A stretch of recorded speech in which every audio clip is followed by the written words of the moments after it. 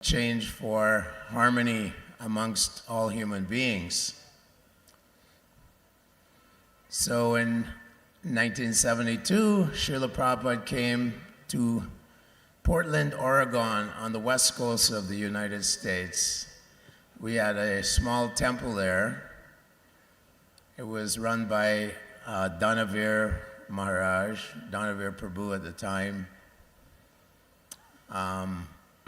Many of us were joining at that time all over the United States, Canada, Australia, by seeing the potency and incredible power of Srila Prabhupada, and by experiencing his instructions, we were completely inspired by him to become Krishna conscious and to share it with others. So Prabhupada he had many weapons in his arsenal, and he would reveal them to us. For example, he really emphasized book distribution. So when he came to the airport in Portland, we went to meet him. The first words that came out of his mouth were, "Are you distributing my big books?" This was 1972, June. At that time, we were mainly going on Harinam Sankirtan, 6 hours, 7 hours a day. And then people would crowd around us because we were dressed in pink sheets, and we had these shaven heads with a little bit of hair on the back of our head. And people had no clue as to what we were. So Srila Prabhupada was emphasizing that somehow or other, you distribute my books. I'm writing these books, the Bhagavad Gita, the Srimad Bhagavatam, all his purports were destined to change the lives of millions of people and change the direction of human civilization on this planet. So Prabhupada stayed in Portland, and in the morning we would go for morning walks with Srila Prabhupada to a nearby park. And Srila Prabhupada started talking about the scientists, and he compared them to frogs in a well. And so he was walking past a pond, and he saw a frog. He said, "So what is Mr. Frog saying today?" He was mounting an assault on what we call the knowledge elites of society, the intellectual, the academic elites of society, who were indoctrinating the young people, the youth, with atheism and materialism.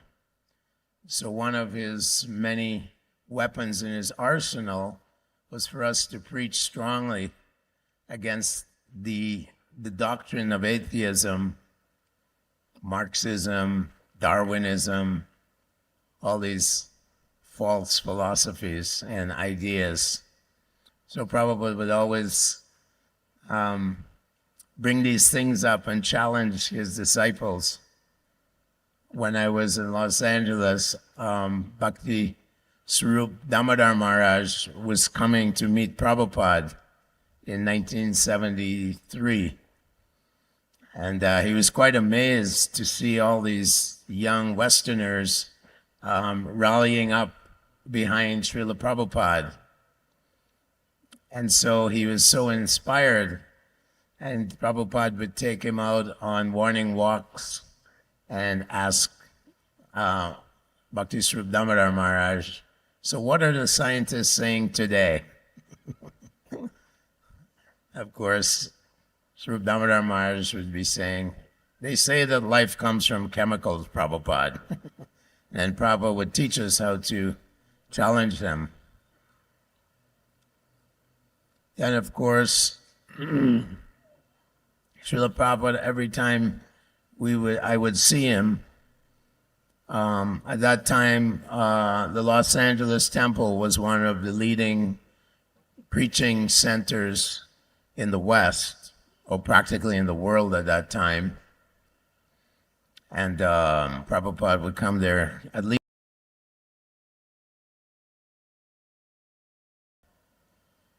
And every time in Bhagavatam class, he was speaking from Bhagavatam, but at the end of his class, he would always say, and I'm emphasizing, distribute books, distribute books, distribute books.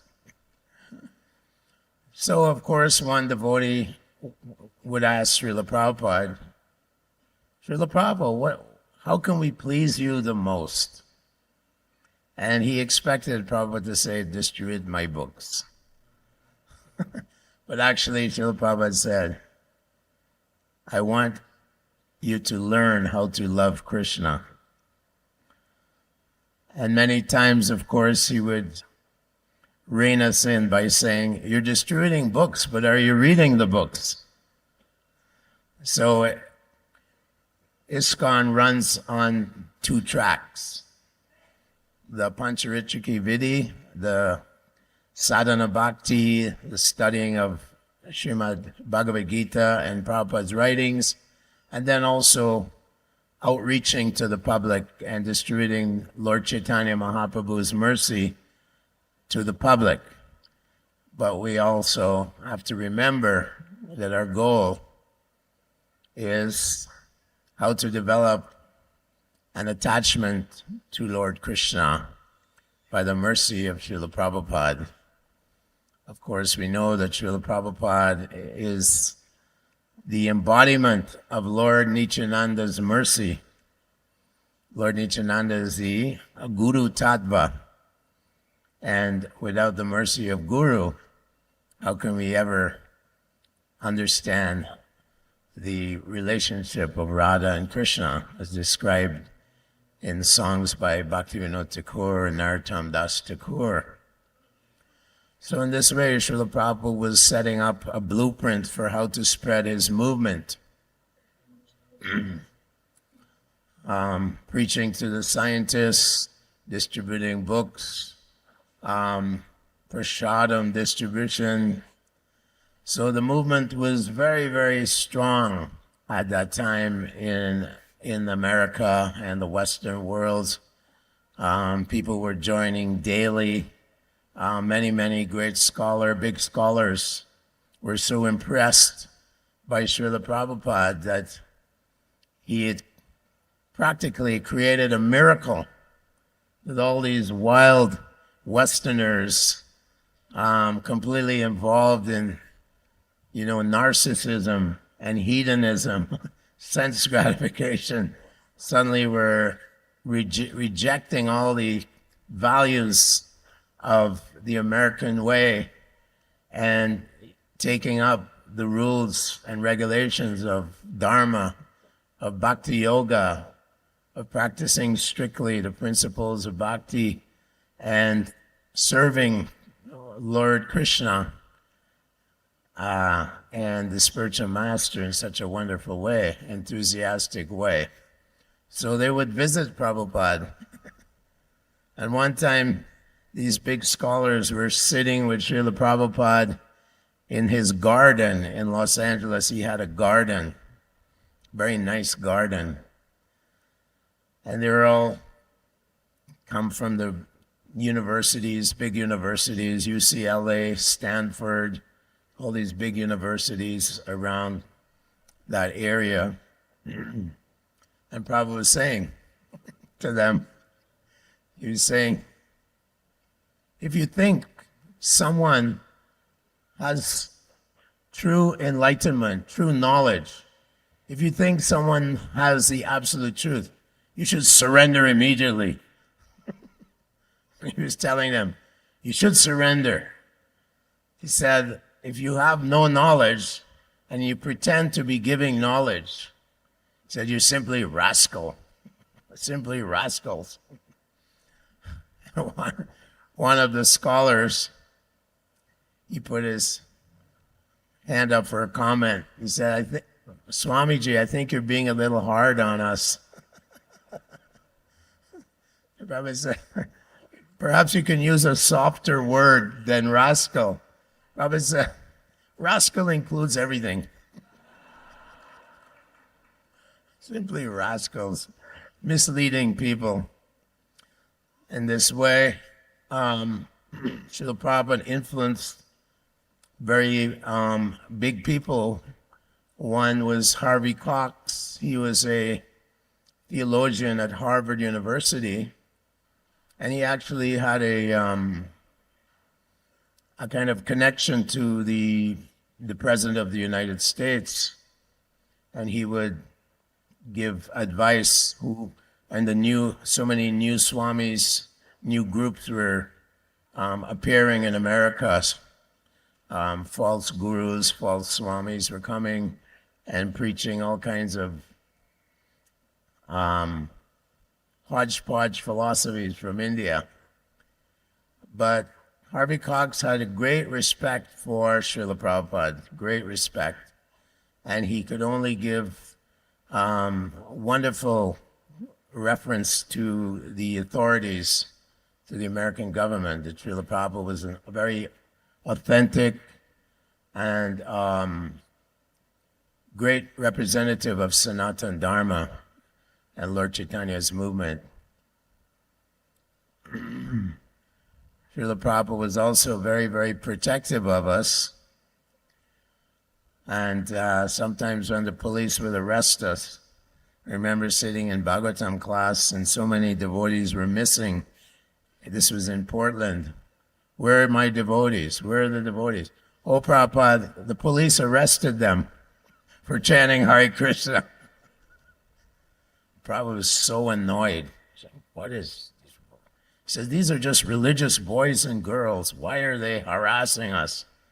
Of course, because the American Constitution protects religion, the police would harass us by arresting us, and then the judge would throw it out and chastise the police. Why are you wasting taxpayers' money? So eventually, 1977 in November, Srila Prabhupada's health really deteriorated over the few months. In 1977, and my temple president, he didn't like sending me to India because I was a book distributor, and that was the source of revenue for the temple. But Prabhupada used to put emphasis on the devotees going out every day, that they should rejuvenate themselves by going to the Gopinath festival every year. Somehow or other, I never got that opportunity at that time. So I was sent to Vrindavan to chant for Srila Prabhupada in his final days. Quite a few devotees. Yadabar Prabhu was there. Vishaka and Yadabar were there filming. Anyway, many of Prabhupada's godbrothers came to visit him, including Krishnadas Babaji, and he was glorifying Srila Prabhupada for what he had done. He'd created such a great miracle of struggling on a cargo boat at such a ripe old age and struggling to fulfill the order of his spiritual master, Bhakti Siddhanta Saraswati Thakur. And Prabhupada was lying on the bed and he continued to translate, even though he was terminally ill. He continued to translate on his dictaphone every morning. He was continuing to translate, just like the warrior Bhishmadev, who was lying on a bed of arrows. Srila Prabhupada was lying there, hadn't eaten in many, many weeks, perhaps months, simply having some drops of orange juice. And so that morning I went, November 14th, at 3 o'clock, I went into Prabhupada's room and was chanting japa for him. And Srila Prabhupada was there with four other devotees, including myself. There was Bhakti Churu Maharaj, who was attending to him. And there was Jayadvaita Maharaj, and there was Bhardraj Prabhu, the famous artist. And Srila Prabhupada was trying to say something, but we couldn't understand what he was saying. But he was kind of waving his arms like this.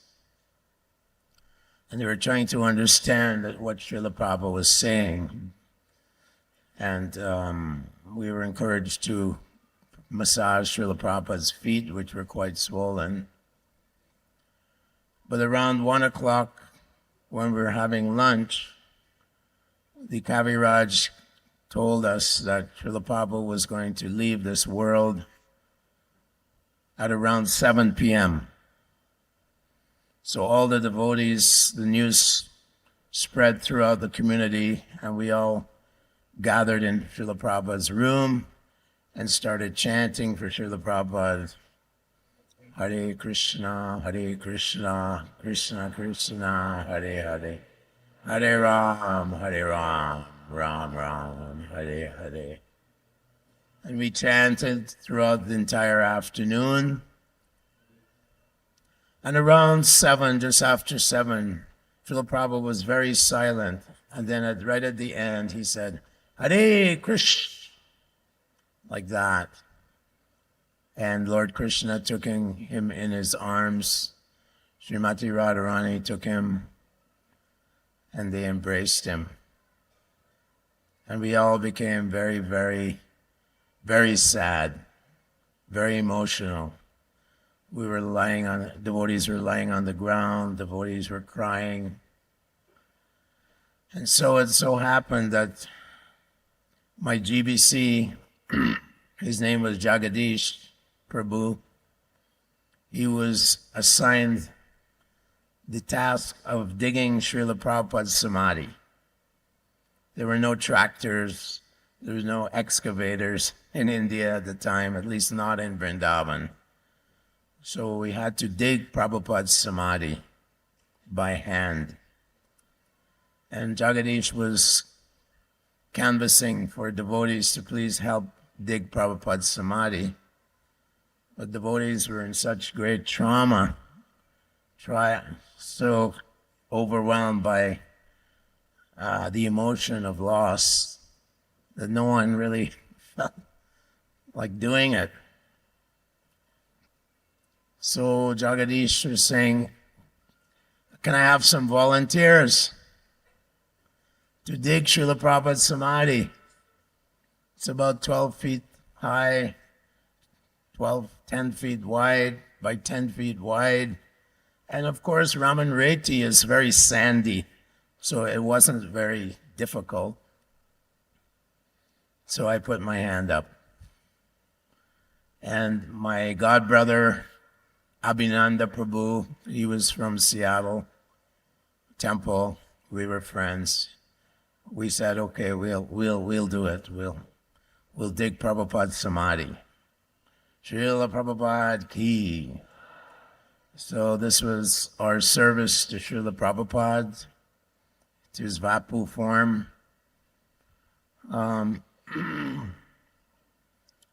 We started digging his samadhi about 8 o'clock, 7:30, and the whole night, my devotees who knew me were looking for me. Where is Kripanidhi? And then that morning at 6, they went up to where the samadhi hole was dug, and they saw my head, and oh, there he is. And so we completed Prabhupada's samadhi digging. We were young brahmacharis, 26 years old. We had lots of energy. And so this was my service to Srila Prabhupada form the final service. I was very grateful to do that service to Srila Prabhupada. And then we took Srila Prabhupada's body to all the main temples of Vrindavan, Radha Damodar Temple, Radha Madan Mohan, Radha Govinda. We took to all the various prominent temples in Vrindavan with Srila Prabhupada's Vapu and Kirtan. So these are some of my memories of this day in 1977. And I pray to Srila Prabhupada that I can continue doing some small service at his lotus feet, and that I can always serve the devotees of the Lord and get their mercy also. Thank you very much. Hare Krishna.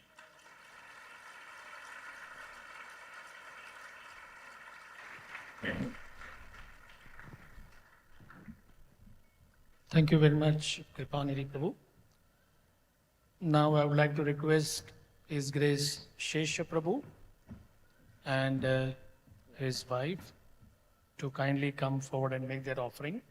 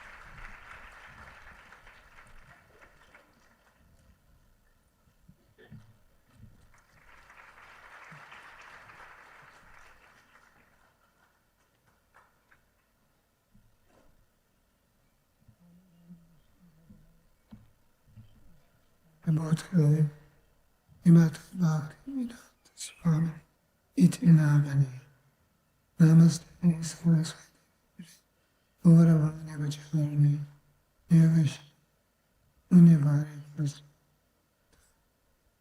Srila Prabhupada ki. I don't know if I came across the microphone, but this is my wife, Madhamati Asi, and she's going to read our offering.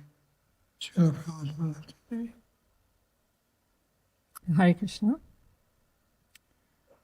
So, Sesha Prabhu's offering is a poem, and before I read the poem he wrote, just to give a little background, Sesha Prabhu was part of the library party, and the library party used to go to all the different universities and talk to the professors of religion or philosophy, and they would try to get a standing order of Srila Prabhupada's books, because all of Srila Prabhupada's books were not completely translated, the Bhagavatam and Chaitanya Charitamrita, and so they would talk to the professors, and so that as the books came out, they would then get those books.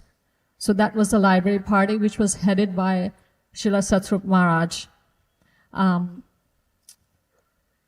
While they were traveling, Srila Satsrup Maharaj recommended Bhakta Seth to get initiated. And so because they were traveling, they didn't get a chance to actually be with Srila Prabhupada and get initiated by him at a fire sacrifice. The initiation for him took part through letter. So Satsur Maharaj had written a letter to him, to Prabhupada, and recommended Bhakta Set. And so, so he wasn't, by this time, which was few years since he was in the library party, he didn't really meet Srila Prabhupada face to face. He had seen Srila Prabhupada a few times, but he didn't meet him face to face. So I think it was in 75 that Srila Prabhupada was in Chicago, and Satsvarup Maharaj wanted Srila Prabhupada to meet all the devotees who were in the library party. And so this was the first darshan of, at least for Sri Prabhu, and I'm not too sure of others, but he was going to meet Srila Prabhupada face to face. Now as he had written a poem, he was thinking that, he said to me that generally if it's not your mother language, it's hard to, I guess, so much appreciate a poem. Just like a joke, if you tell a joke in another language and you translate that joke in your language, it's just hard. So to some extent, poems are like that. But I think it's a simple poem, and what he wanted to impress is for you to think, it's a rhetorical question. I'm sure all of you would love to meet Srila Prabhupada face to face. So his meditation is that if you were to meet Srila Prabhupada for the first time face to face, how would you feel? And I'll express this in Hindi, with whatever Hindi I know, for those who really, just to get the mood. अगर आप श्रील प्रभुपाद को सबसे पहली बार आमने सामने आपकी मुलाकात होती, आपके दर्शन होते, तो आपके मन में क्या भाव हो रहे होते उस समय? तो इस मेडिटेशन से आप ऐसा सोच के आप ये पोम हम पढ़ेंगे इंग्लिश में, तो आप ऐसा सोचिए. So this is his poem. The poem is called Darshan.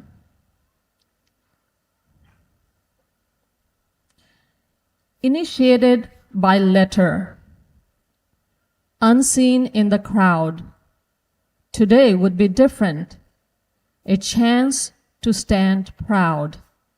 For you see, a call has come opening his space. Today we will have darshan with his divine grace.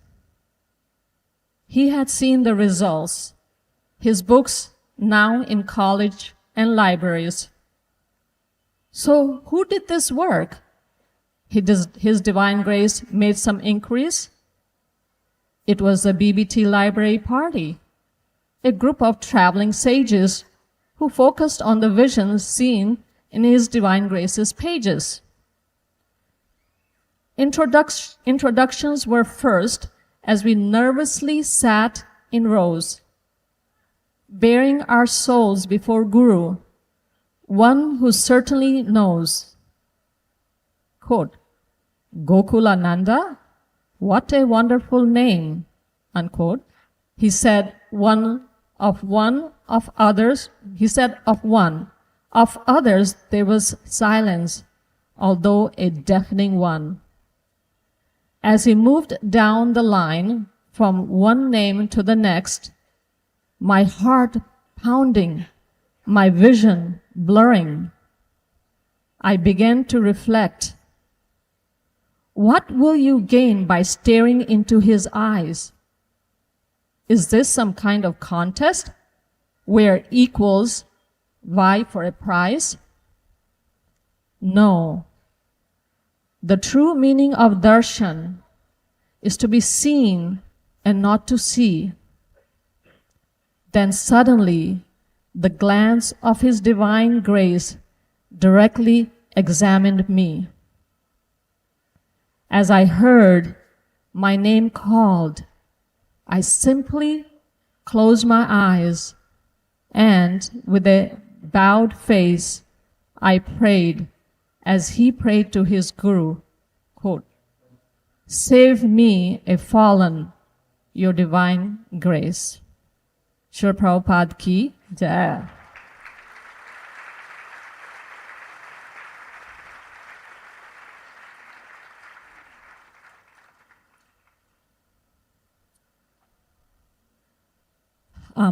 Now I'll take the opportunity to express my offering as well.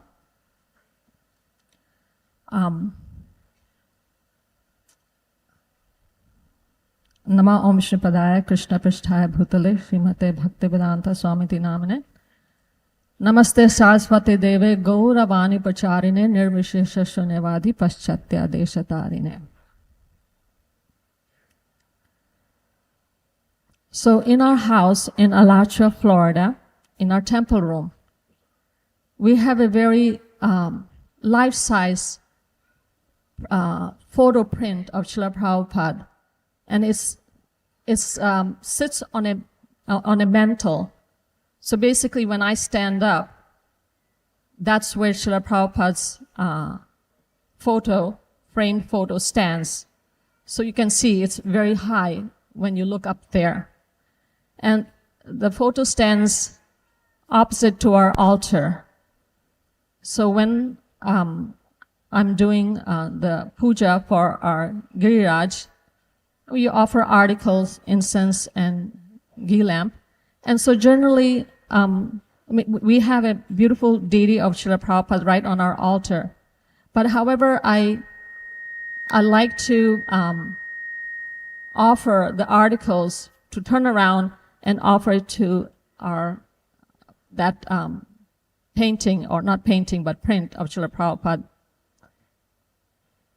I think I like it because he's standing so tall, he looks very majestic.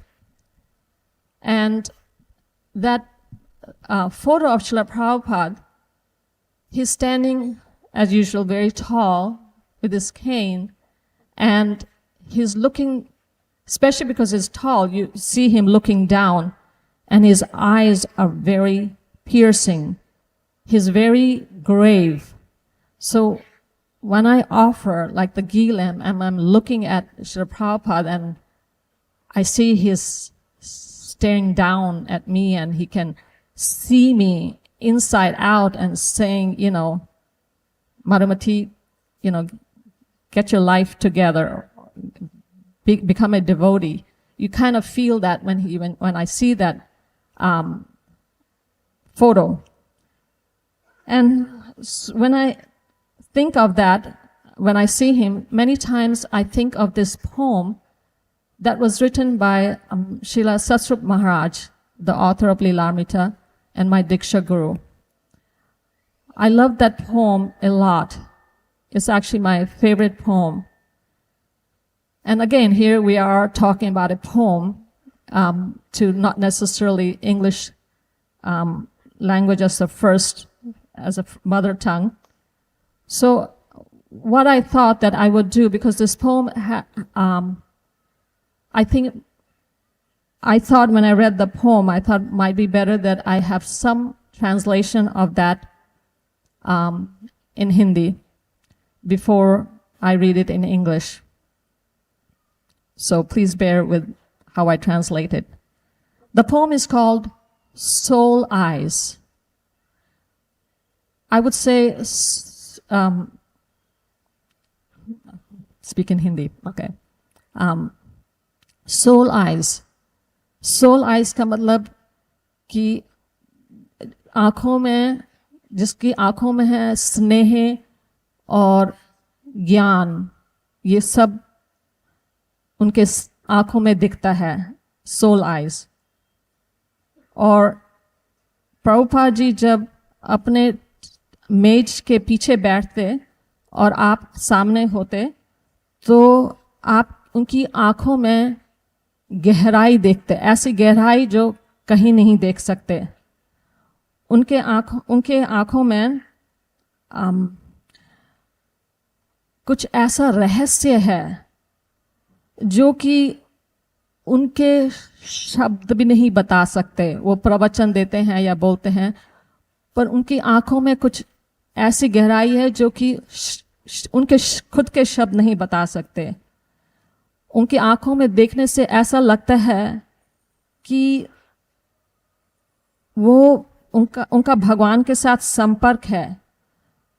कभी कभी उनके आंखों में आंखें भर आती हैं जब वो गाय माता की हत्या के बारे में या अबॉर्शन के बारे में या जनरल लोगों की कष्ट सुन के उनके आंखों में पानी गिरता। कभी उनके गालों में एक आंसू नीचे आता।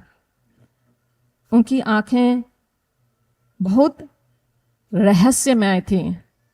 कुछ रहस्य था उनकी आंखों में। उनकी आंखें भूरी रंग की थी और उनकी आंखों में जो रहस्य है वो बोलने से, बात करने से एक्सप्रेस नहीं कर सकते। एटलीस्ट महाराज बोल रहे हैं। उनकी एक इंग्लिश में कहावत है, बोलते हैं कि जो आंखें हैं वो आत्मा को देख सकती हैं। तो उन्होंने बोला कि वो लिखते हैं कि उनके उसमें सच बात है, क्योंकि उनकी आंखें अगर देखें तो वो उनकी आत्मा के पास पहुंचाती हैं। उनकी आंखों में बहुत करुणा और बहुत करुणा दिखाई देता है। उनकी आंखें, अगर वो आपको देखते हैं तो वो आप उनके सामने नंगे हो जाते हैं, मतलब कि वो आपको देख सकते हैं कि आपके अंदर क्या है। और उनकी, अगर आप महाराज लिखते हैं कि उनकी आंखों, मुझे इतनी पसंद थी उनकी आंखें। उनकी आंखों में ये था कि भाई जैसे कह रही हो, I love Krishna, Krishna is my love. उनकी आंखें, अगर आप प्रभुपाद जी के साथ बैठते तो वो बहुत फ्रेंडली थे। आप उनके साथ ऐसा लगता है कि फ्रेंडली हो, पर उनके पास नहीं आ सकते थे। उनकी आंखों में कुछ ऐसा था कि तुम आराम से बैठे हो, पर उनके पास, जैसे कि भी यहाँ बोलते हैं भाई तुम्हारा बड़ी हो या तुम्हारा यार हो, वो यार नहीं, ऐसा नहीं कि भाई आप कुछ बीच में ऐसा था, क्योंकि उनकी आंखें बहुत गहरी थीं, जो कि आप उनके बिल्कुल ऐसा नहीं हो सकता था। और अगर आप उनकी आंख से आंख मिलाना चाहें और आप सोचे कि हम प्रभुपाद जी को से आंख मिलाएं, तो आपकी आंख गिर जाती थी, नहीं देख पाती ऐसी प्रभुपाद जी की आंखें। प्रभुपाद जी की आंखें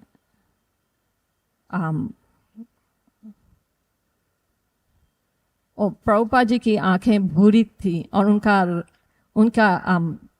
त्वच, जो खाल, वो गोल्डन कलर के थे। उनके जो होठ थे वो फुल थे। और पर उनकी आंखें आपको अट्रैक्ट करती थी। उनकी आंखों से पता चलता था कि ये सच्चाई को जानते हैं। उनकी आंखें बहुत रहस्यमय थी।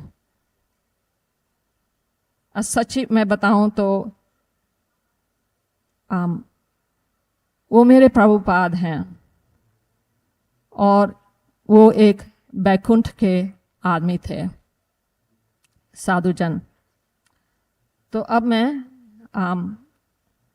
now I will speak this beautiful, beautiful poem in English. And I want you to meditate on Srila Prabhupada's a photo that you really love, a photo that may be, by Yadupar Prabhu and Vishaka Devi's mercy, we have so many photos, and I'm sure you each one of have a favorite photo. But a photo that's more on the grave side. As you can see, the poem is about soul eyes. So I'm going to read this poem, and you can meditate. If you don't have a photo, then you can always, you can look at Srila Prabhupada DT here. For your meditation, I'm going to help with the meditation. I am going to, if I can, play a little background flute playing, and so we can really meditate on Srila Prabhupada's beautiful soul eyes.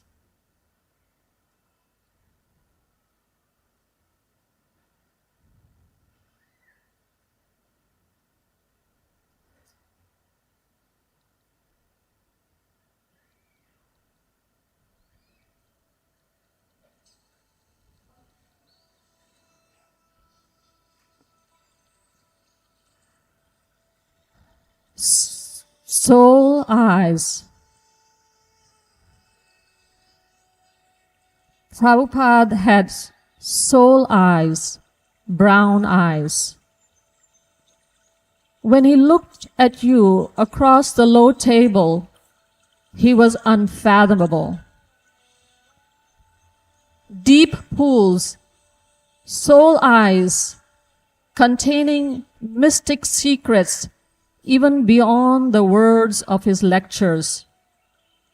You thought, this man is in touch with God. Sometimes he cried tears when there was talk of cow slaughter or abortion or the suffering human souls. A tear would streak down his golden cheek. His brown eyes held mystery I can't express, but everyone who saw him knows what I'm talking about. He had soul eyes. The eyes are the gateways to the soul, they say, and it was true in his case. They filled with compassion and the unspeakable contact he had with Krishna. They expressed beyond words his intimacy with the Lord.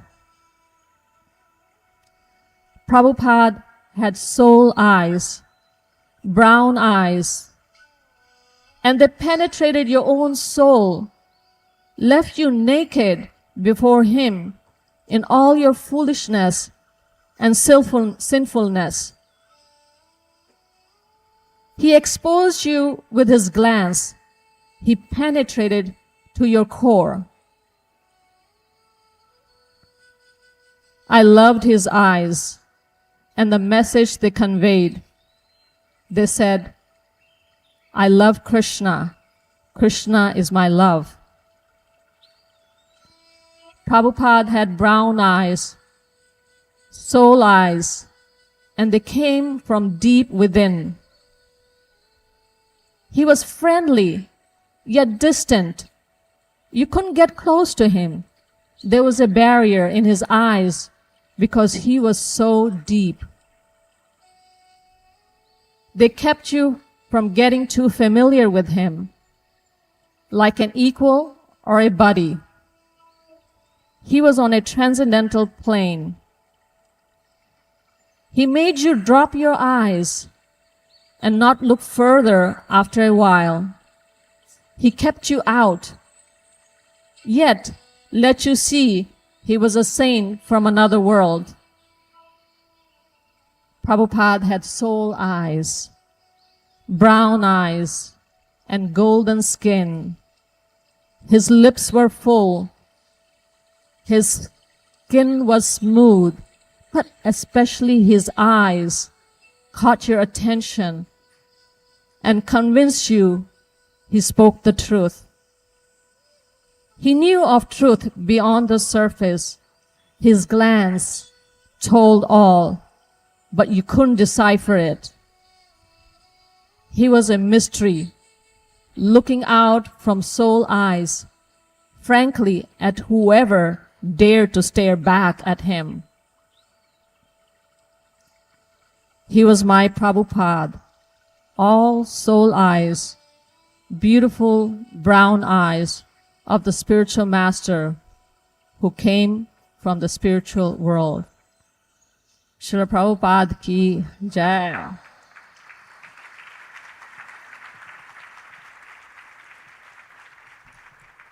Thank you very much.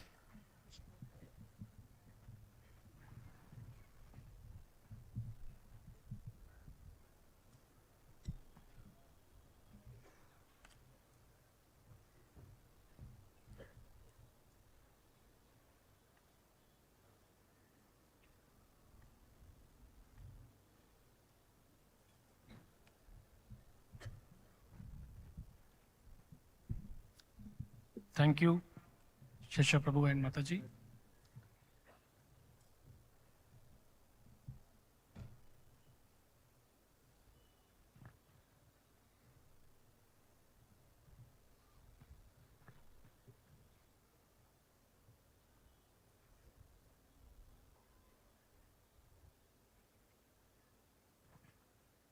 Now I would like to request His Holiness Srila Chandramouli Swami Maharaj to kindly come forward and make his offering. After that, we will have a small presentation from the Temple of Vedic Planetarium.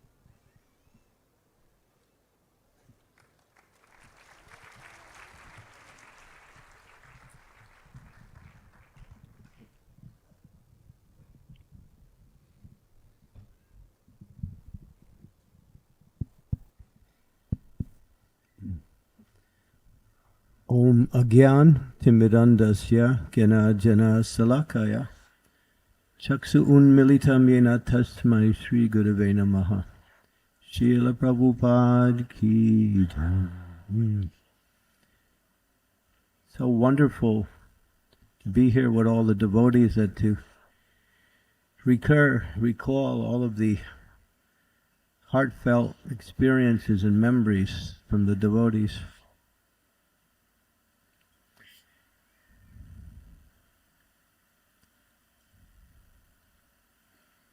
In 1949, His Divine Grace Srila Prabhupada had already been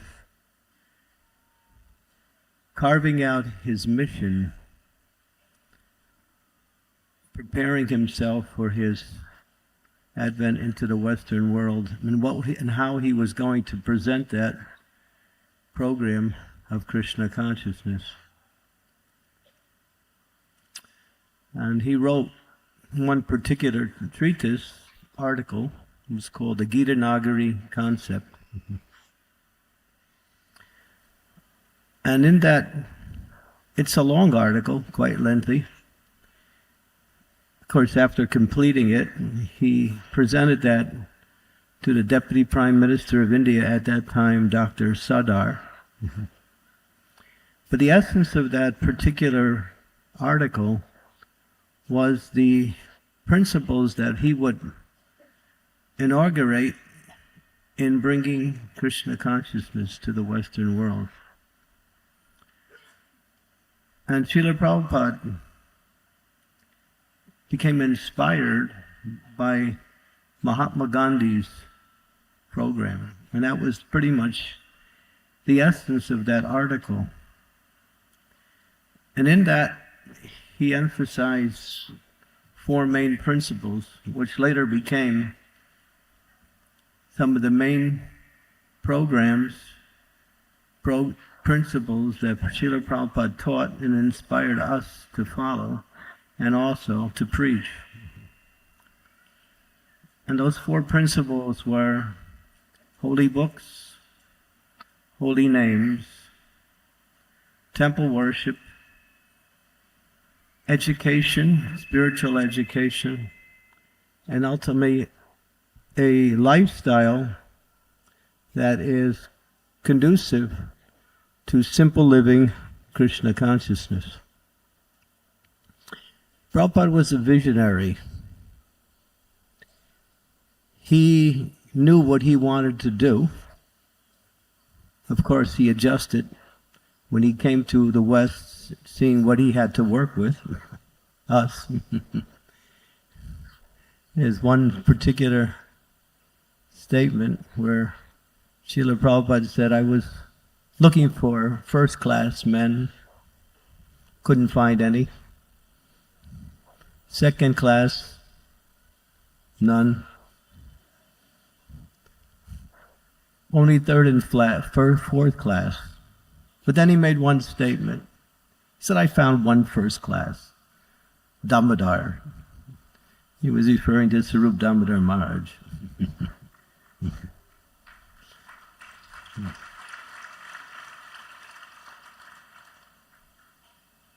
And in that article, he studied, of course he was also a Gandhian in his early life, very strict follower of Gandhi's principles. And then of course, when he met Srila Bhakti Siddhanta Saraswati Thakur, he moved towards the program or the principles of spiritual education, of spiritual knowledge, inspired by his spiritual master Bhakti Siddhanta Saraswati. But he said that Gandhi would, wherever he was, although he was working in the political field, he still maintained his spiritual activities. So wherever he was traveling, he would visit the temple. Wherever he was, he would offer his regular prayer. So holy books, holy names, that became the foundation by which Srila Prabhupada began. And we've heard from the devotees who have spoken so far today on how Srila Prabhupada had such faith and emphasized the importance of Harinam Sankirtan, especially at the beginning. If you see the early Bhakta Godhead magazines, very colorful pictures of devotees doing Harinam everywhere in different places, mostly in the United States. Then eventually, as the years went on, came into Europe.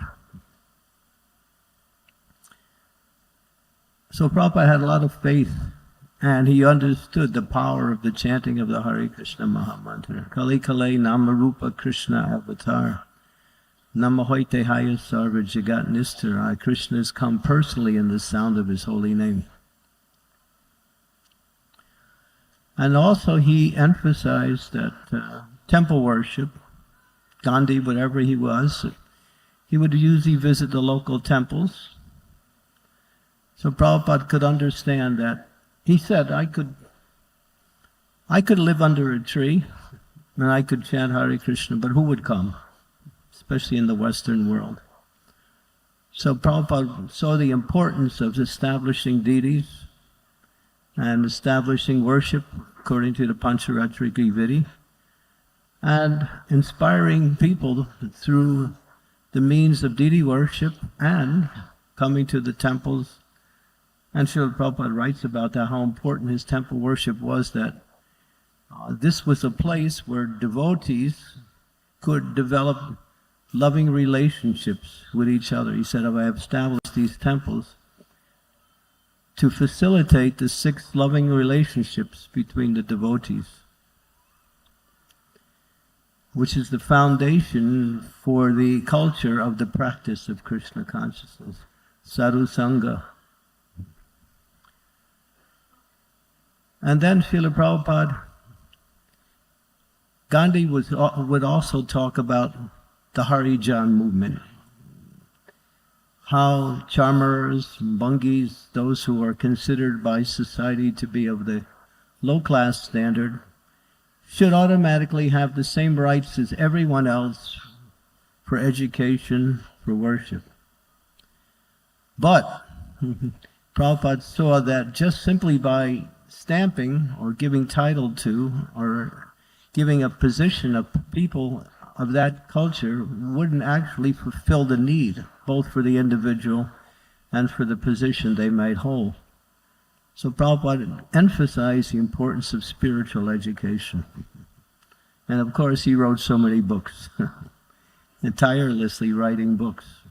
You can hear as he speaks about his books how much importance he wanted us to read his books, to study his books, to preach his books to others, to understand his books in a practical way and how we can live accordingly.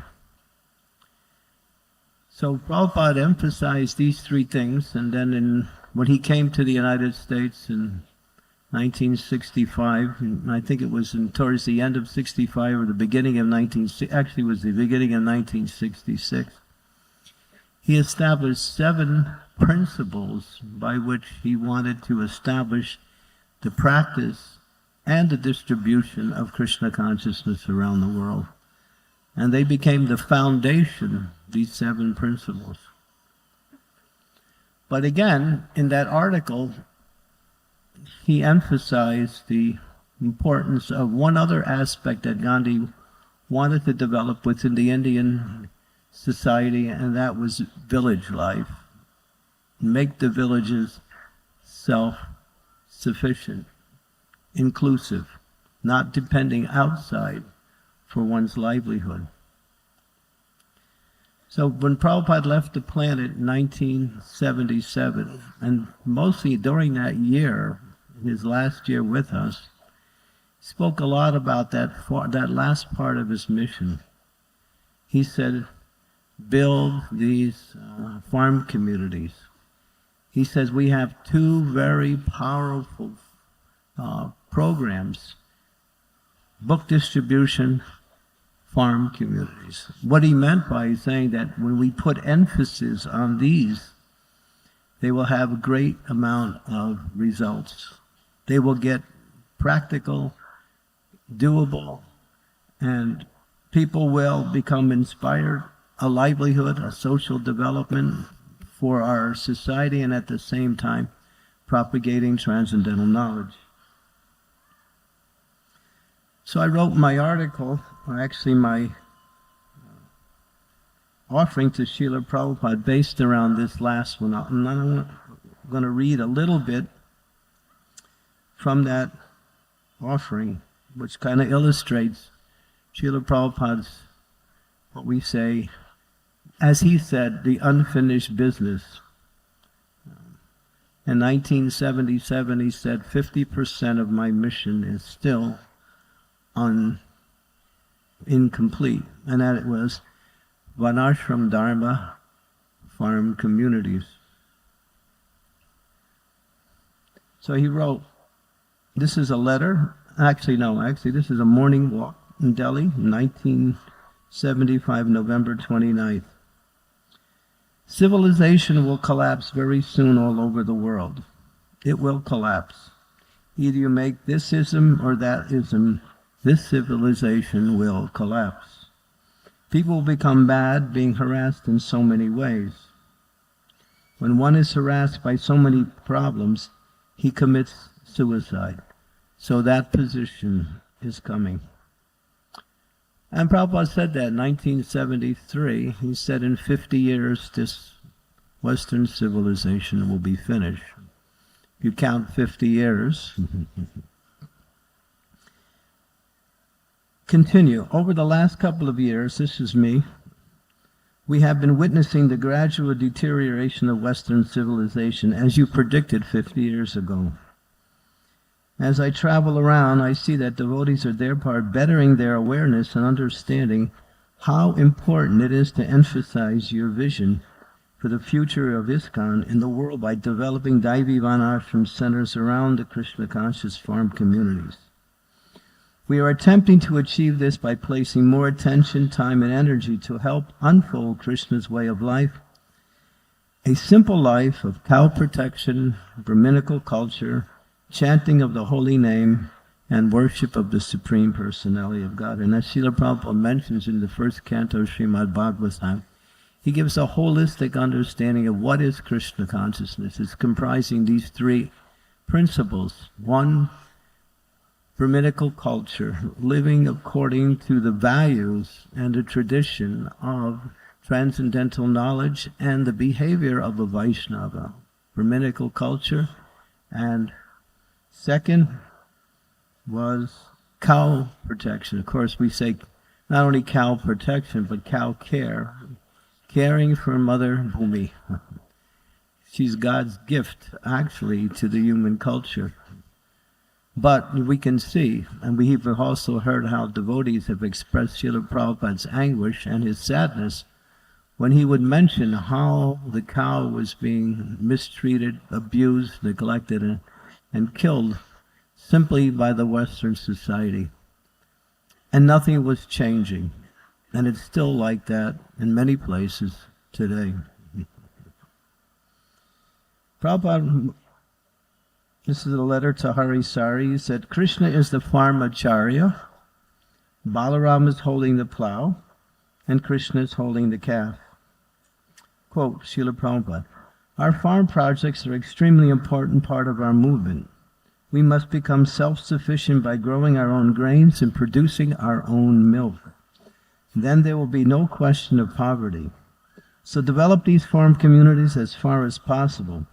They should be developed as an ideal society depending on natural products, not industry. Industry has simply created godlessness because they think they can manufacture everything that they need. Our Bhagavad Gita philosophy explains that men and animals must have food in order to maintain their bodies. And the production of food is depending on the rain. And the rain, of course, is depending on chanting Hare Krishna. Hare Krishna, Hare Krishna, Krishna Krishna, Hare Hare, Hare Rama, Hare Rama, Rama Rama, Hare Hare. It's an interesting statement in Srila Prabhupada's one of his verses in the Srimad Bhagavatam in the first canto, 10th chapter, where he explains how under certain constellations that appear within the cosmological heavens, when it rains at that particular time, the rain, when it falls on the head of a snake, it becomes jewels. When that same rain falls on the head of an elephant, it becomes gems. And when it falls in the ocean, it becomes pearls and it's taken by the oysters. That particular constellation is called Swati. It's a rare constellation, but when it rains during that time. So Prabhupada was making the point, why do we have to depend so much on this Western materialistic technological civilization for whatever you need? Everything is there provided by the Supreme Personality of Godhead through material nature. Therefore, Prabhupada, you can see his statements, especially in the first canto, seventh canto, and his general statements, how he emphasized this way of life. And it goes on to say, therefore let everyone chant Hare Krishna, eat nicely, and keep their bodies fit and healthy. This is the ideal lifestyle. That was a letter to Rupanuga on December 18th, 1974. So again, just to emphasize Srila Prabhupada's desire for the development of a social system that will be the foundation for our execution of Krishna consciousness, he mentions in his 7 purposes, purpose number 6, to bring the members closer together for a more purpose of teaching a simpler and more natural way of life. So this is, as Srila Prabhupada said, my unfinished part of my mission. And that means that's up to us. It is happening, but unfortunately it's not happening fast enough. We are too much dependent on this Western technological civilization for everything we need. And as things deteriorate, we could have to struggle more and more just to maintain whatever we have established. But that's more or less a lifestyle that really cuts into our ability, time, energy to practice Krishna consciousness. Because in that simpler, more natural lifestyle, of course, what I'm saying is foundational. There's much more to this topic that needs to be discussed. But this was Srila Prabhupada's general principle, is to build these farms and to teach a more simpler way of life. He explained that as society will deteriorate, people in general from the Western culture will be looking for some shelter. I was just listening to Rameshwar Prabhu. He was speaking the same thing, that thousands of people, as Srila Prabhupada said, will be coming to our farms looking for shelter. So you might say this is a little futuristic, but if we look around, as we were hearing from Jagannath Puri this morning, he was speaking the same thing, that we're seeing this whole Western civilization is starting to collapse. And it's collapsing fast. Whether it will continue, Srila Prabhupada said, yes, it will.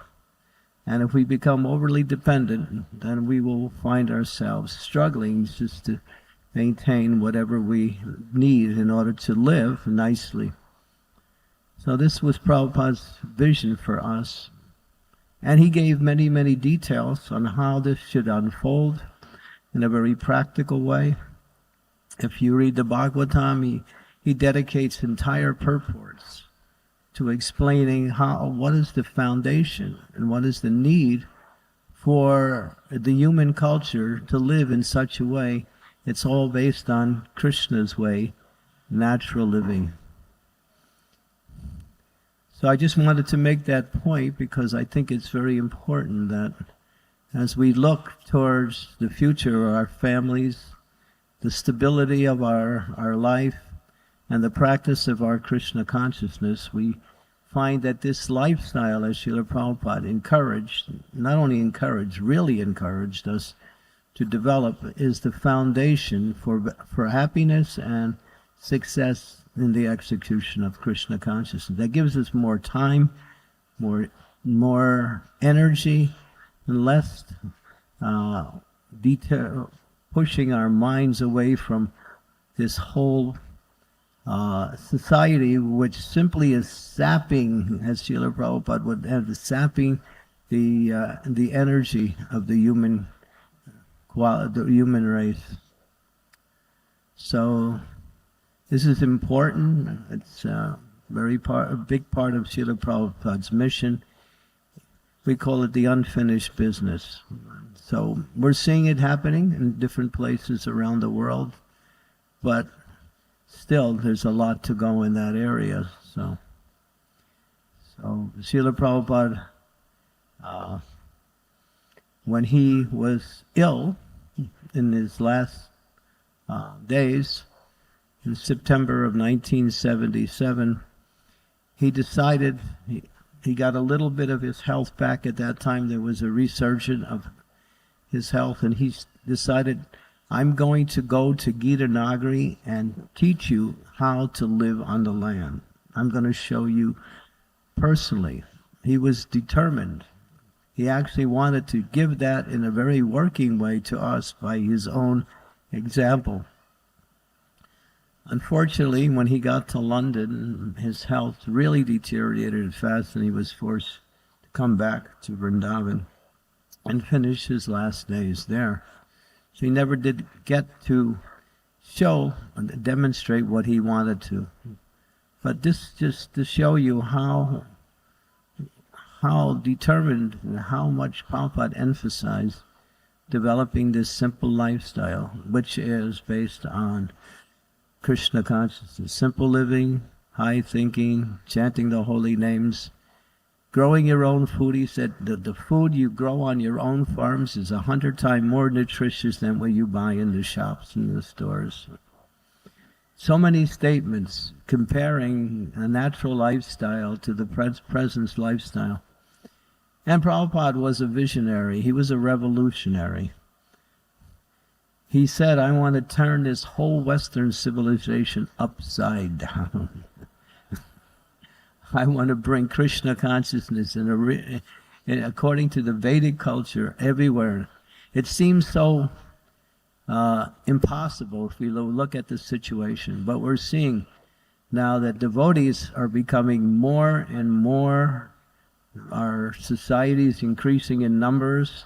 More and more programs are developing. Preaching is going on. When I was in America for 4 months, I saw people that I had been going to the same places for years now coming forward, taking responsibility, chanting, bringing their families, and practicing Krishna consciousness more and more. There's an upsurge in our movement, and this is Chaitanya Mahaprabhu's encouragement to spread Krishna consciousness all over the world. And a very big part and the foundation for the stabilization of our society and for the world is developing these farm communities, Varnashram Dharma. So thank you very much for giving me a chance to speak to all of you. Srila Prabhupada Ki Jai.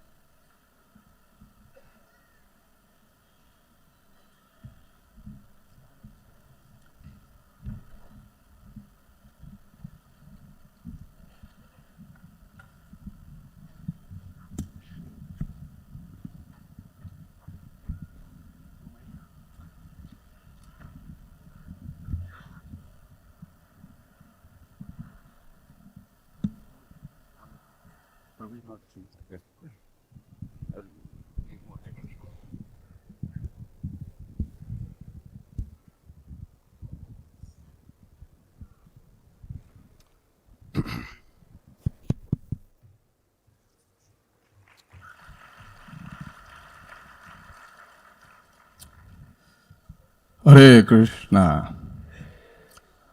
Srila Prabhupada ki.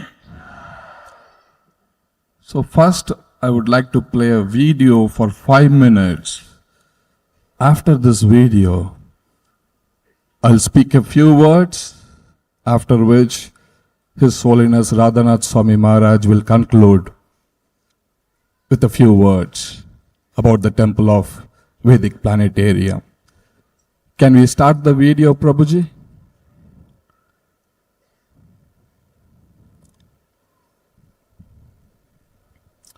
The video shows about the progress of the temple of Vedic Planetarium.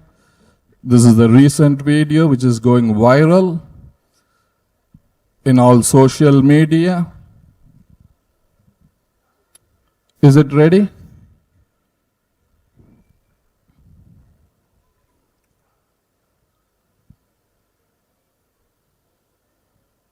Is there a sound to it?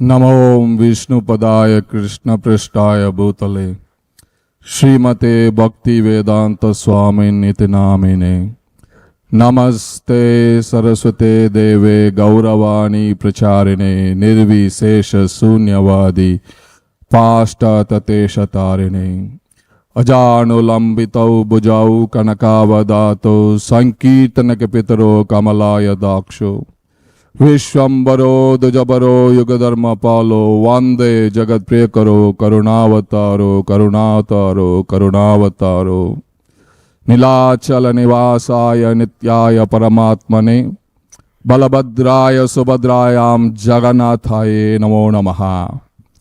Hare Krishna. Srila Prabhupada ki. Thank you. First of all, I would like to take the blessings of His Holiness Radhanath Swami Maharaj, who had kindly allowed on this auspicious day to speak about the temple of Vedic Planetarium. Secondly, I would like to take the blessings of all the assembled Vaishnavas here, so that I can speak a few words to inspire all of you today.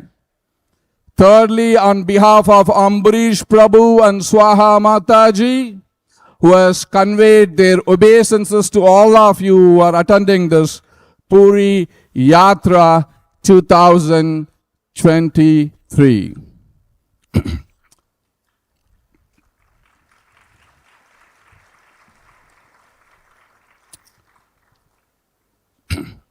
Today is most auspicious day in our lives. The disappearance day of His Divine Grace A.C. Bhaktivedanta Swami Srila Prabhupada. Actually, what we see is only His appearance. In disappearance, we only see His appearance. He lives forever in His instructions. and the followers lives with him. We see only his appearance, whether it is book distribution, whether it is prasadam distribution, whether it is festival, yatra, any aspect of Krishna consciousness, we see only his appearance. And today, he is appearing through the temple of Vedic planetarium here in Puri Yatra to inspire all of you today so that this temple can be opened on time and he can offer it to Sri Chaitanya Mahaprabhu as his personal offerings.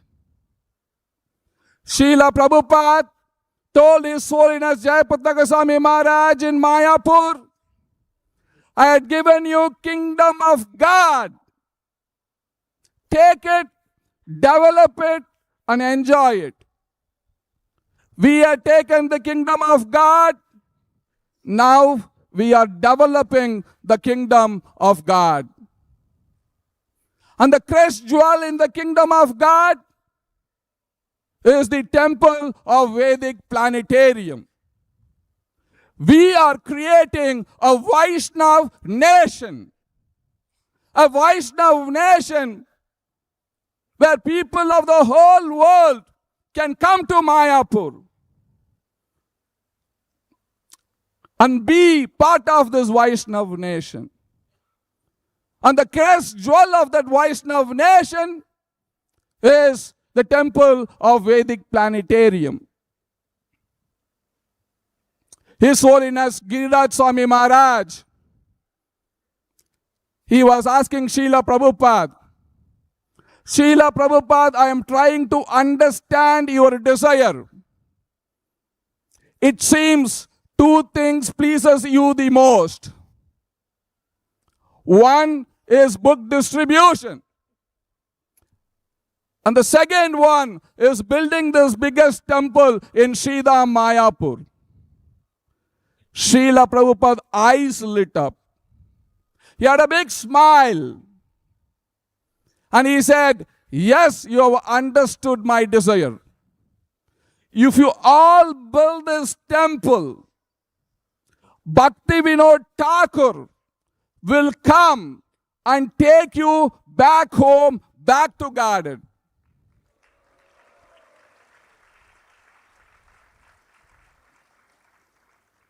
Actually, what we are doing, yesterday Maharaj in his lecture he was saying, if you sleep in Puri Dham, you are doing meditation. If you gossip here, you are glorifying the Supreme Personality of Godhead. If you are walking here, you are doing a parikrama of all the holy places. But one thing which I want to add today, if you give here to build temple of Vedic planetarium, you are building your eternal home in Golok Vrindavan.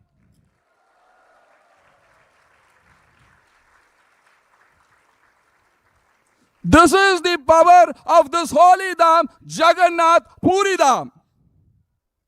Just by giving, you are having an eternal home. And Srila Prabhupada said this. If you build a temple for Krishna in this world, Krishna is building your eternal home in Vaikuntha.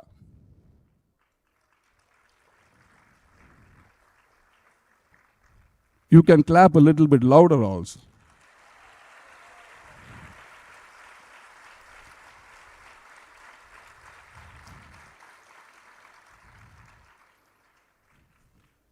This is what we live for. We are keeping the life alive to see the Sankirtan movement alive. By building this temple, the Sankirtan movement will be alive for the next 10,000 years. This is guaranteed.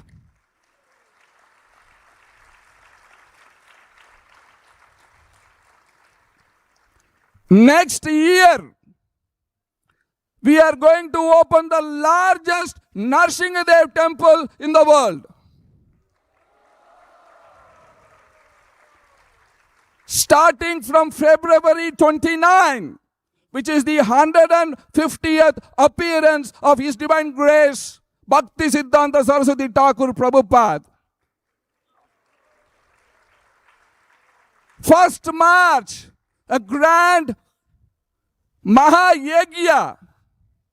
2nd March is the opening of the grand Narsingadev temple.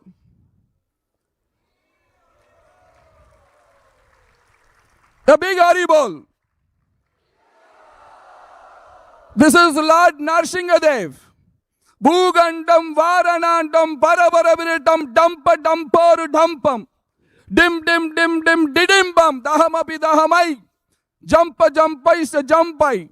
Tulyastu Tulyastu Tulyaha.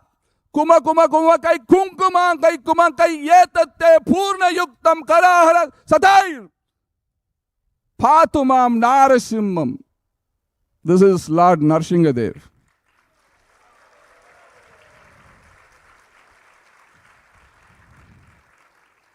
We are building his home. Next year it is going to be a grand celebration. And I take this opportunity to invite all of you here. There are 10,000 devotees here. There will be million in Sridham Mayapur witnessing Lord Narsingadev temple opening in Sridham Mayapur.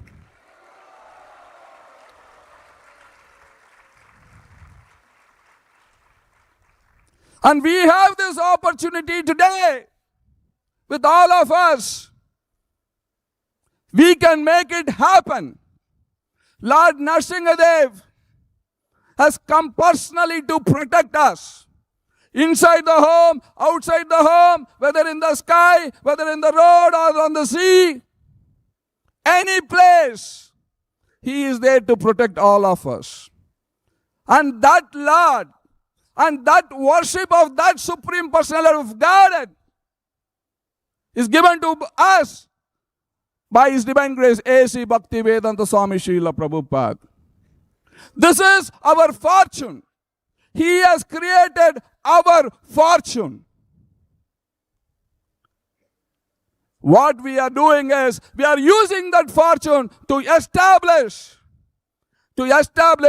Krishna consciousness, Krishna Prastaya Bhutale, establishing Krishna consciousness for the pleasure of His Divine Grace, A.C. Bhaktivedanta Swami Srila Prabhupada. So there are several opportunities how all of you can participate. Many of you had given. We are grateful for all those who had given. And many of you are eagerly waiting to participate. And for those who are eagerly waiting, there are several opportunities. It is very, very, very easy to give to Krishna. What is difficult? Srila Prabhupada used to say, what is the difficulty?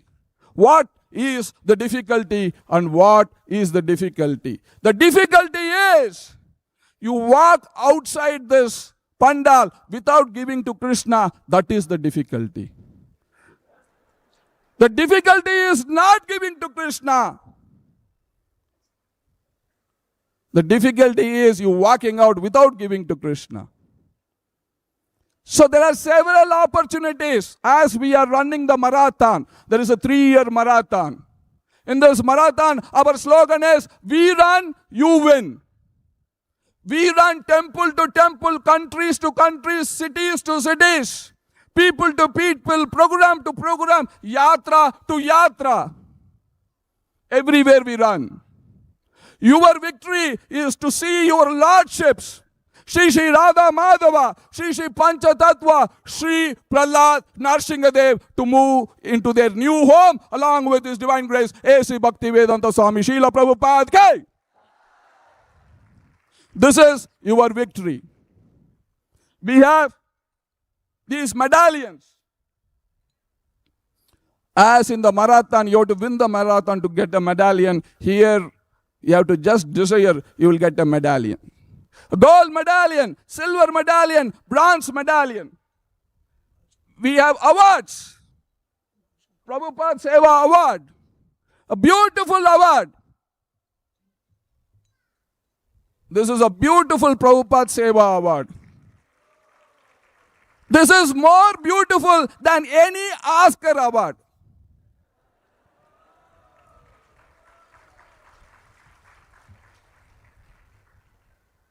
We have trophies. Even if India win the World Cup, you will not get a trophy like this.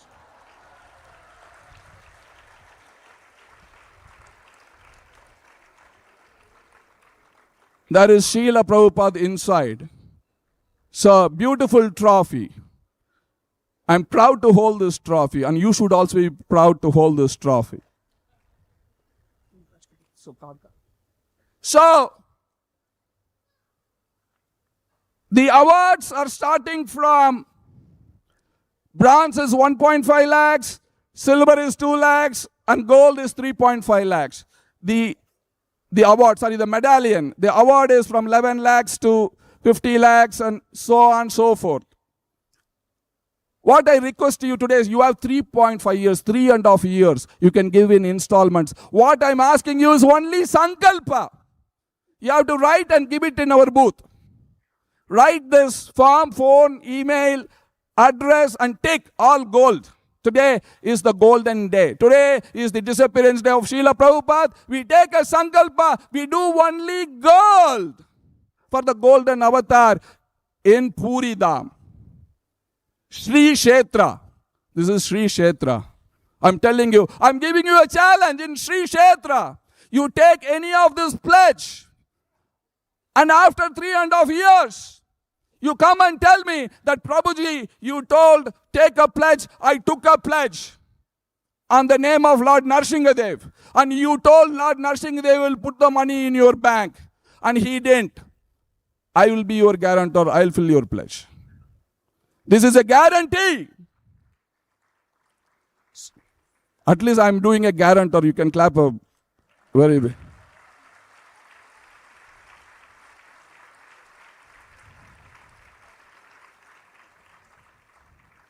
So please fill this form. Very, very important. Your Sankalpa on this holy land of Puri will build Mayapur. This will build Mayapur. Fill the form. We have our booth. You can give the form there. You can get your medallions. His Holiness Radhanath Swami Maharaj will touch all the medallions, so you will get double the blessings. So I invite now His Holiness Radhanath Swami Maharaj to speak a few words and inspire all of you so that you can make this pledge, and together we can stand in front of Lord Narsinghadev temple opening and have tears in our eyes that we could take a little portion of our money and build this temple. So I now welcome His Holiness Radhanath Swami Maharaj. We have Bhakti Purushottam Maharaj also here from Mayapur, who is representing Mayapur everywhere. Now I invite His Holiness Radhanath Swami Maharaj to inspire all of us so that we can build this temple fast, soon, very, very soon. Thank you all so very much. After Maharaj speaks, I have two more announcements, very important announcement, which the management asked me to say. So now over to His Holiness Radhanath Swami Maharaj. I am going to give a medallion to Maharaj, and after this medallion is $1 million, okay?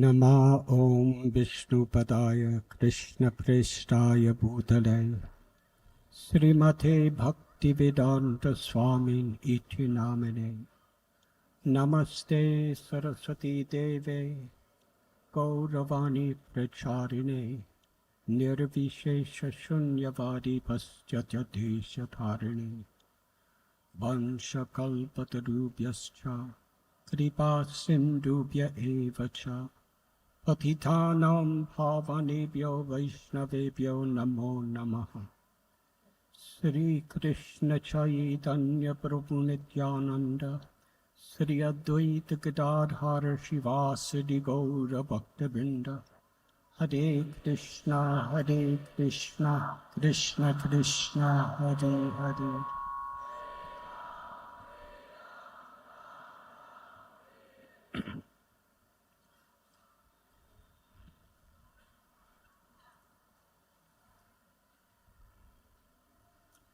It is a special blessing upon all of us that we could be together on the disappearance day of His Divine Grace, A.C. Bhaktivedanta Swami Prabhupada, in Shri Purushottam Kshetra Jagannath Puri Dham. It is here in Jagannath Puri that Thakur Bhaktivinoda composed a poem for the Samadhi Mandir of Srila Haridas Thakur. One particular verse, he reasons ill who say that Vaishnavas die when thou art living, still and sound. Vaishnavas die to live, and live to spread the holy name around. Thakur Bhaktivinoda Thakur, he wrote this in honor of Sri Namacharya Haridas Thakur, who was empowered by Lord Sri Chaitanya Mahaprabhu to be the Acharya of the holy name, the Yuga Dharma.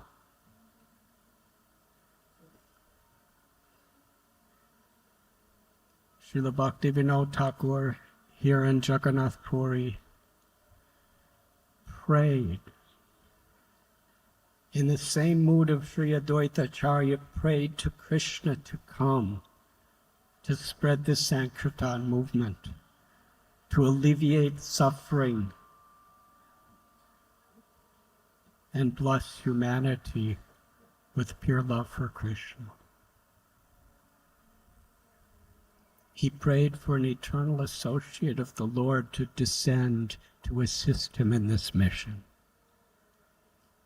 Here in Jagannath Puri, Srila Bhakti Siddhanta Saraswati Thakur Prabhupada was born as the son of Thakur Bhaktivinoda and Bhagavati Devi.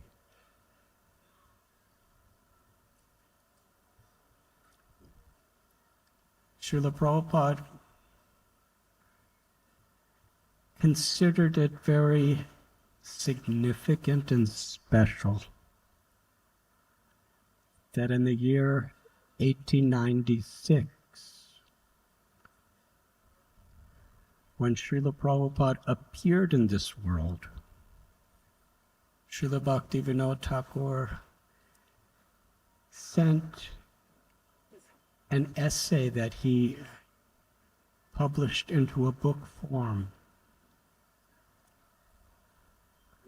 to universities and colleges in various places of the Western world. That booklet was entitled Sri Chaitanya, His Life and Precepts.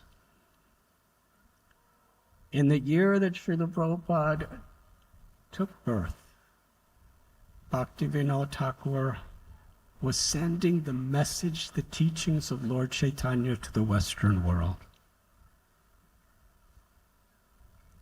In 1922, at Ultadanga Junction Road in Calcutta, upon his first meeting with his Guru Maharaj, Srila Bhaktisiddhanta Saraswati Prabhupada told our Srila Prabhupada, first words ever spoken, "You are intelligent young men. Please take the message of Lord Chaitanya in the English language all over the world."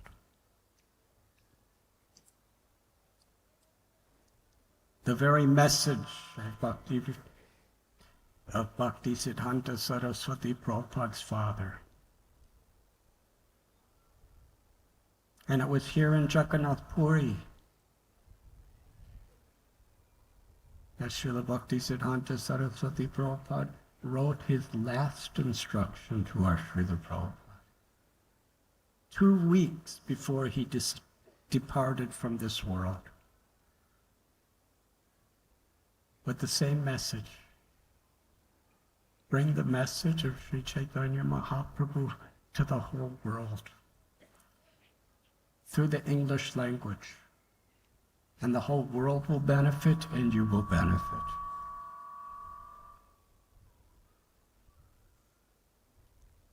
Srila Prabhupada made this mission his life and soul. With all the suffering, conflict, confusion, hypocrisy that is plaguing our planet, he was giving the very heart and essence of Bhagavad Gita, Srimad Bhagavatam, and all Vedic literatures.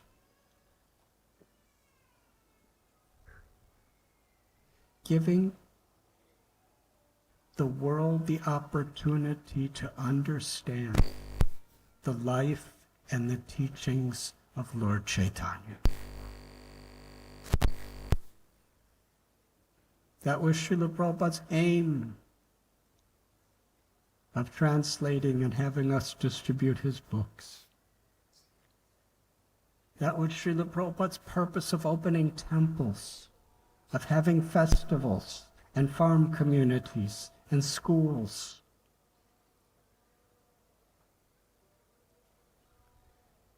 One of the very primary dreams and purposes that Srila Prabhupada shared with us and held us responsible to fulfill was the building of the Temple of the Vedic Planetarium in Sri Mayapur Dham. Why? Mayapur Dham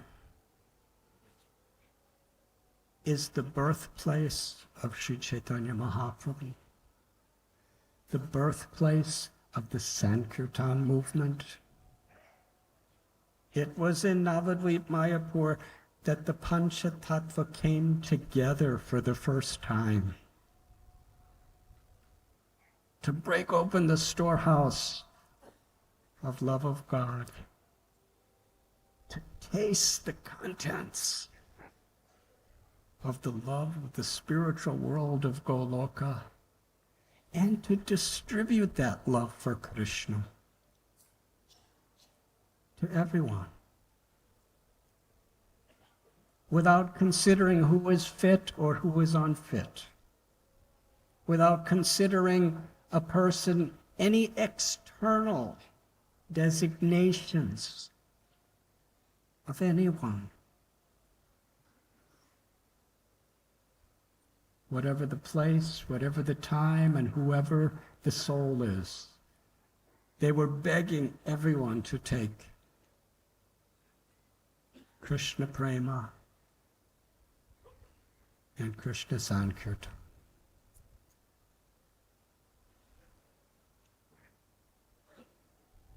the temple of the Vedic planetarium was Bhaktivinoda Thakur's dream, Srila Bhaktisiddhanta Saraswati Thakur's dream, and Srila Prabhupada's dream.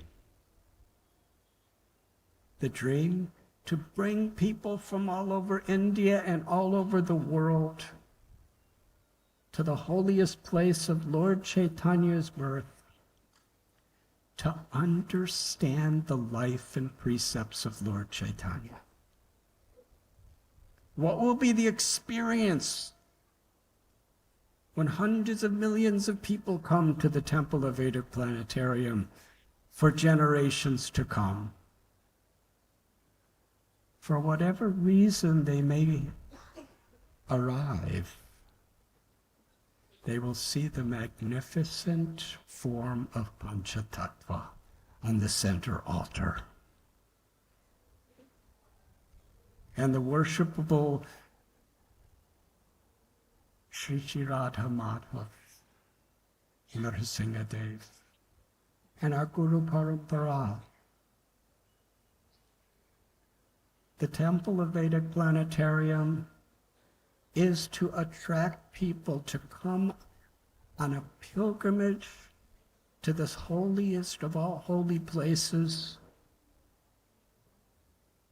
to understand the glories of Lord Sri Chaitanya Mahaprabhu's mercy, to be educated and inspired with faith in Lord Chaitanya's teachings. Yes, the building of this temple in Srila Prabhupada's international headquarters was of the same spirit, for the same purpose as everything Srila Prabhupada did. Ratha Yatras, Didis installed, books distributed, Yatras to places like Jagannath Puri. I'm so grateful to Ambarish Prabhu and Swaha Devi. Among all of us, Srila Prabhupada gave everybody within his movement the responsibility to help build this temple, to bring the world to Lord Chaitanya. Srila Prabhupada traveled the world to give Lord Chaitanya, and he's inviting everyone in the world to come to Mayapur to receive Lord Chaitanya.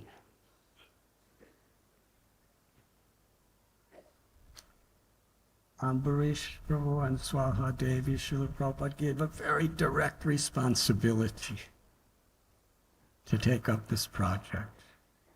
And Braj Vilas Prabhu is giving his life, his energy, his health, his everything. He's traveling the world. In fact, our very beloved godbrother, Jananivas Prabhu, with his ill health, his very elderly age, to this day, he's traveling. He never would leave Mayapur for any reason. For decades and decades, he never left because he was the head pujari. But now he's traveling the world because he understands what his deities really want. To inspire us to help build the Temple of Vedic Planetarium. Today, on Srila Prabhupada's disappearance day, I'm humbly requesting whoever and however and whatever we can do, let us all help to fulfill this blessed dream of our Guru Maharaj, His Divine Grace, A.C. Bhaktivedanta Swami Prabhupada. Thank you very much.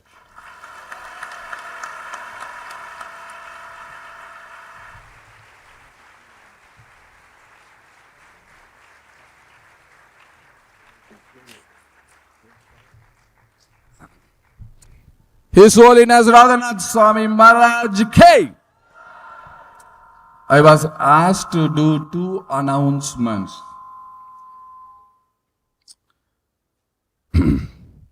Is the mic set now? Okay. Today, on this auspicious disappearance day of Srila Prabhupada in Jagannath Puri, we are launching an app which is called Vani app. The big Haribol. This is under the inspiration of His Holiness Radhanath Swami Maharaj. This app, Vani app, is an ISKCON's professional course platform that you feel comfortable sharing with friends and colleagues.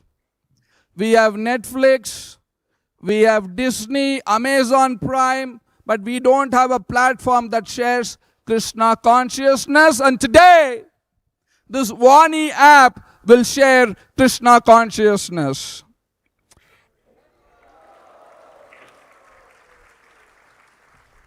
To experience breathtaking professional courses from Her Grace Janavi Harrison Mataji, Raghunath Prabhu, His Grace Radhika Das, His Grace Gauravani Prabhu, and His Holiness Radhanath Swami Maharaj, and many more devotees from across the world.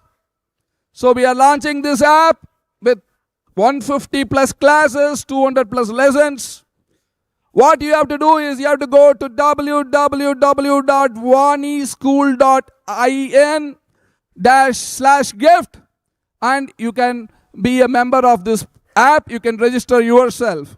And Gauranga Prabhu, I'm not sure where is he. He is saying, I myself will buy 200 of these for my friends and people I am cultivating. Vani app ki. My second announcement is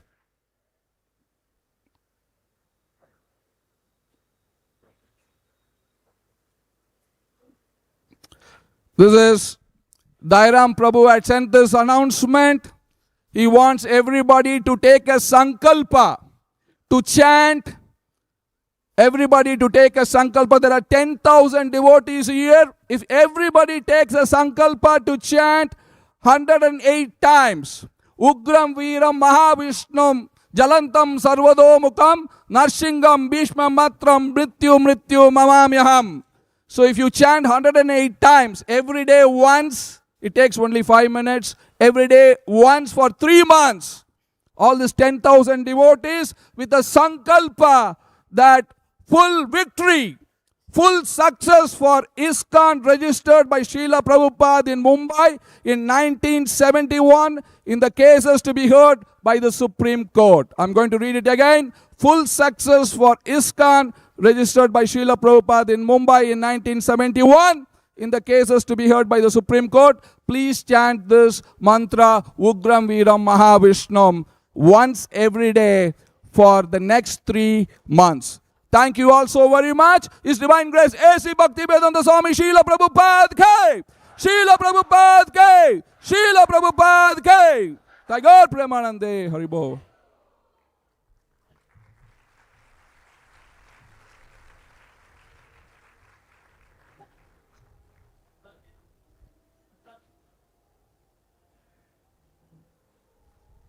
Hare Krishna.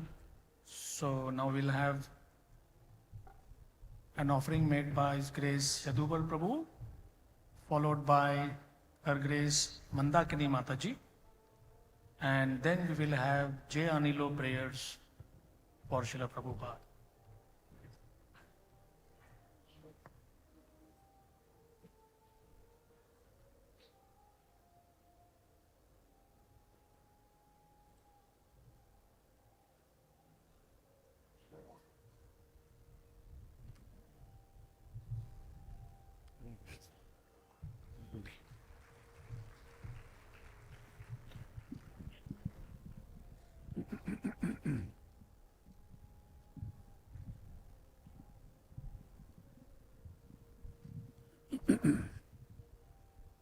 Hare Krishna.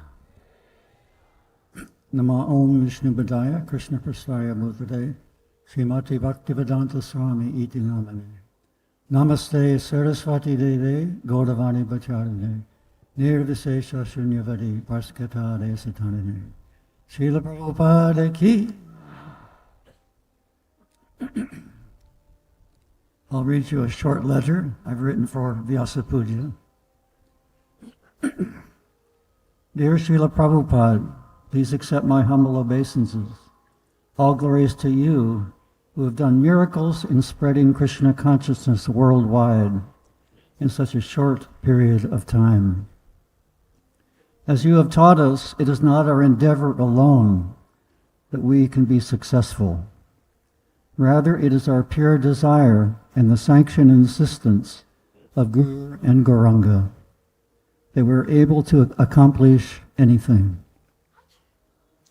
And as you have said many times, the secret to your success is that you have not changed anything from what you have heard from your spiritual master and your lords.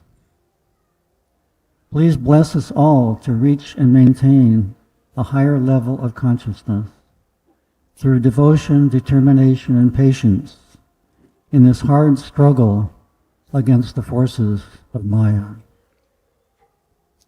Patience is such an important quality. Srila Prabhupada, you were so patient during your years before coming to America, and also in the beginning in the Bowery, and took all the many setbacks as Krishna's will, never giving up and persevering to the end. I often turn to your profound words translating on your bed in Vrindavan. Quote, everything is acting, moving by the supreme desire of Krishna. This consciousness is Krishna consciousness. If we deeply understand your statement, then nothing in this material world will give us disturbance, since we see everything, the good, the bad, the ugly, as Krishna's supreme desire. Some will complain, why is God, who is so benevolent, allow so much pain to befall seemingly innocent people? It is his perfect way of urging us, sometimes gently and sometimes forcefully, to understand that this world is not our home. It is elsewhere in Krishna's delightful kingdom.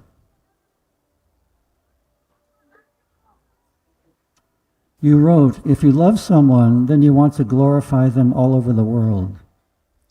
This is our mission, to glorify you all over the world as the one who by far did the most to spread India's glorious Vedic culture worldwide,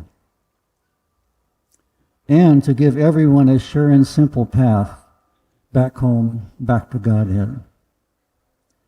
In a small step toward that goal, we have dubbed your movie Hare Krishna, the mantra, the movement, and you, Srila Prabhupada, who started it all. In all the major languages of India, Hindi, Bengali, Gujarati, Marathi, Tamil, Telugu, Kannada, and Malayalam. This is due to the long and hard efforts of Madhava Prabhu of Hare Krishna Media in Mumbai. Now we have an offer by Kuti Padmini, a well-known film producer and Tamil actress, to dub your movie in Aryan and Urdu. The offer came last week after she attended your Krishna Balaram Mandir and was enlivened by all she saw. Thank you, Srila Prabhupada, for giving us the most valuable gem of Krishna consciousness, without which our whereabouts would be unknown. Your servant always, Yadubar Das. Hare Krishna.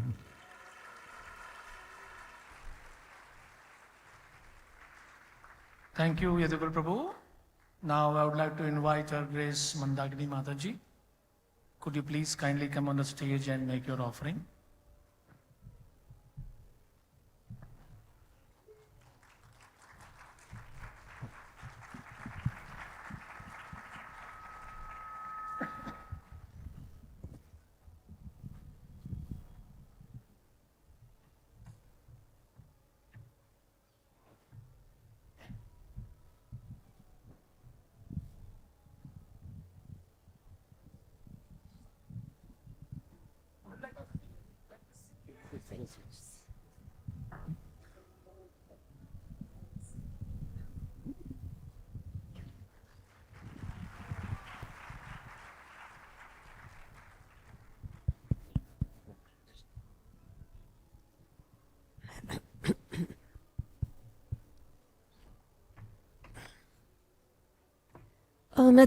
Omat kena timilandasya, gyanam shanam salakaya, shaksul militam yena, tasmai shri gurave namaha, nama om Vishnu padaya, Krishna prestaya bhutali, Shrimate Bhaktivedanta, Swaminiti namini, Namaste Saraswati Devi, Gauravani Pracharini, Nilvisesa Shunyavadi, Pashatyade Shatarini, Vanshakalpa Tarubhyasha, Kripa Sindhu Vyaevacha, Patitanam Pavanibhyo Vaishnavibhyo Namo Namaha.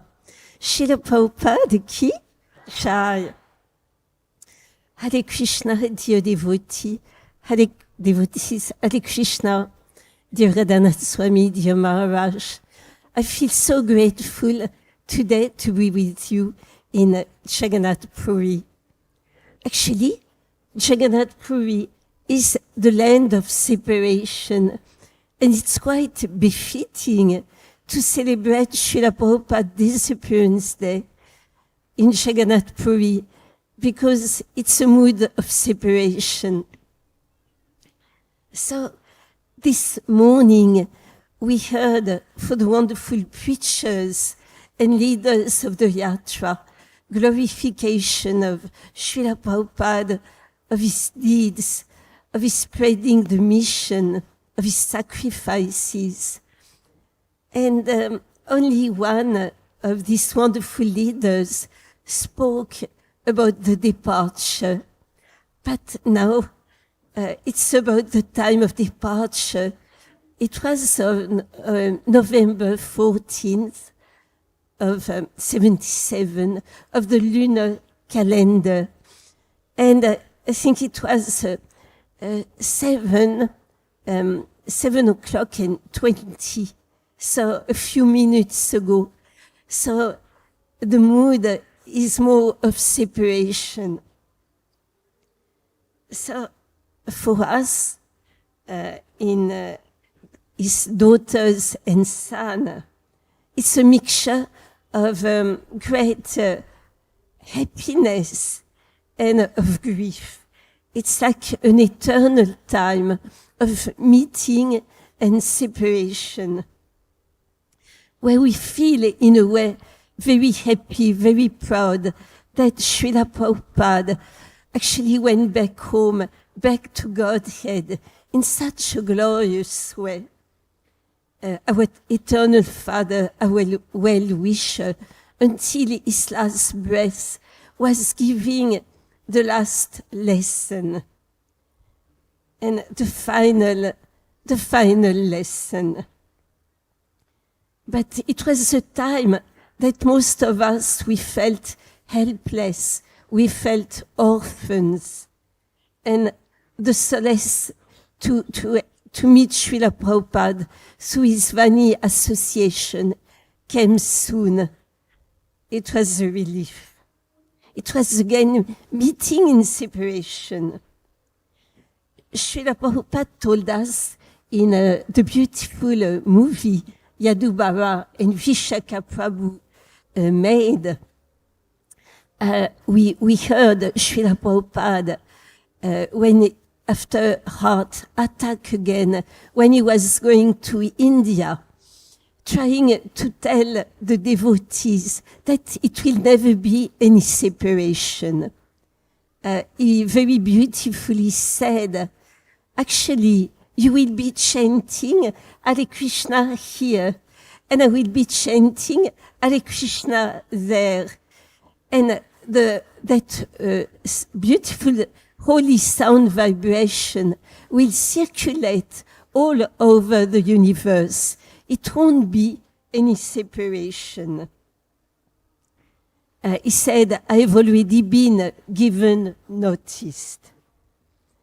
So one devotee asked Srila Prabhupada, he said, Srila Prabhupada, when we will go to the spiritual world, are we going to recognize you? And Srila Prabhupada said, yes, you will recognize me, but most of it, you will recognize each other. And he turned to the disciples present there. And you know, at that time, sometimes there were conflicts not resolved yet. So Srila Prabhupada said, you better resolve your conflict now, because in the spiritual world, it will be the same, and he pointed out, the same Brahmananda, the same Garga Muni. So please, you resolve your conflicts now. This morning, one very nice devotee, Dayal Chandra Prabhu from Chowpatty, I believe, was speaking about Srila Prabhupada's generosity.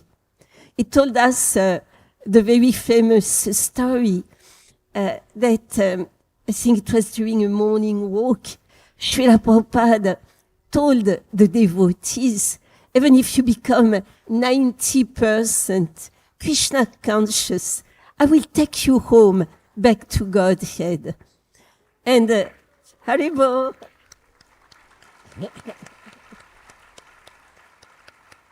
But the devotees felt very scared. They said, Srila Prabhupada, 90%, it's not possible for us. Then Srila Prabhupada lowered the challenge. He said, okay, 80%. And again, the devotees, Srila Prabhupada, very, very difficult. Then Prabhupada, from what I heard, said, okay, 70% or maybe 60%, that's my last word. And the devotees went, Jai, Jai, Haribol, Haribol.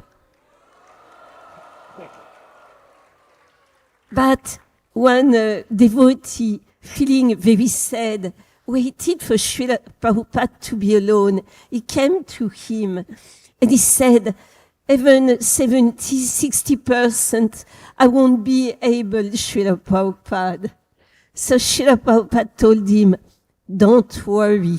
You just hold on to my dhoti.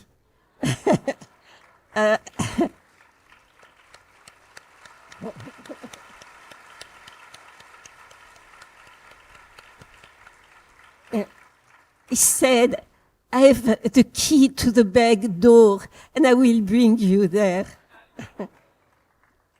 So, he's our eternal well-wisher. He said, you may leave me, I will never leave you. During the parikrama we did the first day, a very nice Vaishnavi from Alachua, Charati Devidasi, was narrating a very amazing event. She was speaking of the departure of a dear God brother, Nanda Kumar Prabhu. She said a few devotees were in the room, and all of a sudden, they heard actually Srila Prabhupada's voice, and they felt the whole parampara was there. And Prabhupada's voice was saying, he's coming with us, he's coming with us. So Prabhupada never forgets, Krishna never forgets any little service we did. But Prabhupada will never forget any little service we do, all generations combined. So, I wanted to tell Srila Prabhupada that we understand that there is no separation, although he left this mortal world. Srila Prabhupada is with us when the devotees selflessly are actually spreading the holy name, when they are distributing prasadam, like here, such a wonderful distribution of prasadam. It's like a miracle. We went this morning on a tour, and we were just so impressed. And I was imagining Srila Prabhupada walking and seeing everything you created, everything the engineers did, the railway, the crane, to actually lift the tons of prasadam. Prabhupada is actually very, very happy with all of you.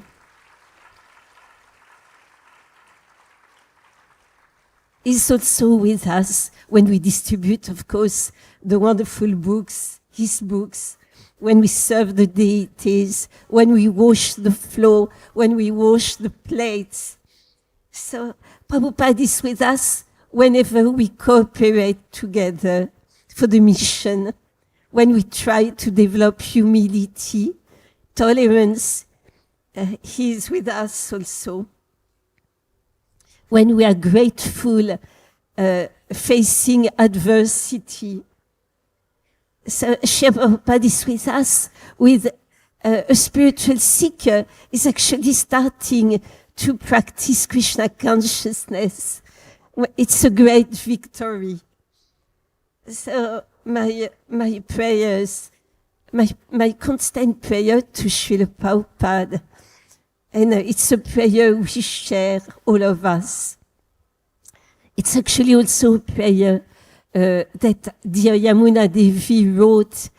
It's we're just praying that in our next life, in our next destination, we will meet again Srila Prabhupada and serve him wherever he wants.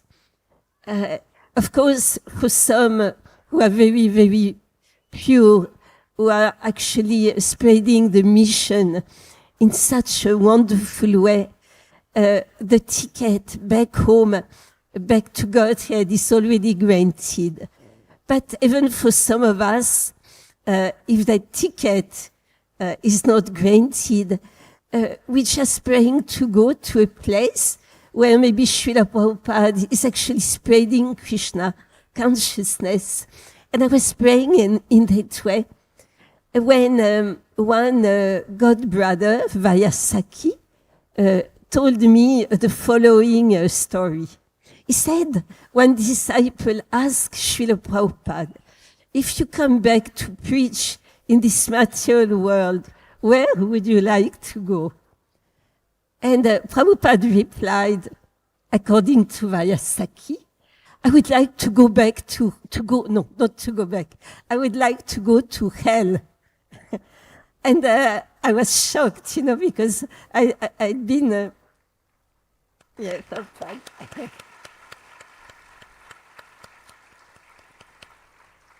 I'd been praying to go where Prabhupada would go. But then I realized if we go and help Srila Prabhupada in his presence, hell will become the spiritual world. So, dear devotees, we just pray that Srila Prabhupada's fame, glories, the remembrance of all his sacrifices to give Lord Chaitanya's mercy to all the conditional suffering soul will never be forgotten. That it will always be known by the future generation as our beloved Acharya, as the founder Acharya of the International Society for Krishna Consciousness, that his position will never be diminished, but that the whole world for all the generations to come will always glorify Srila Prabhupada. Srila Prabhupada, Ki Jai.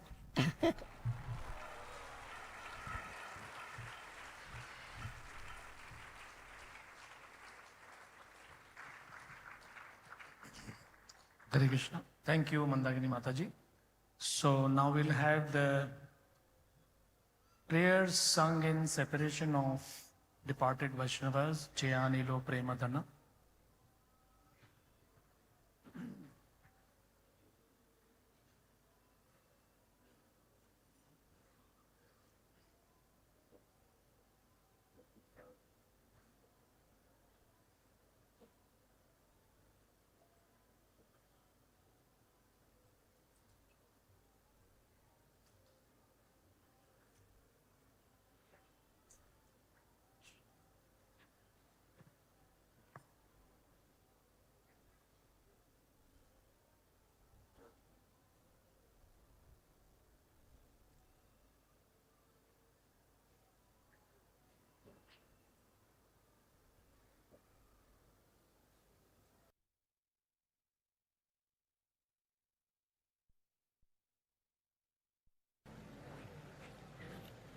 Sanjay लगा दिया connection आया हाँ बस हो गया कोई काम कर मेरा डेयरिंग में आगे जाने का तू जा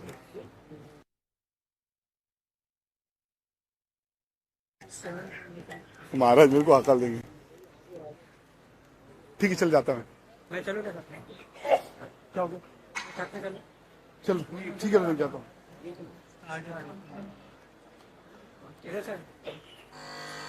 एक मिनट में जाता हूँ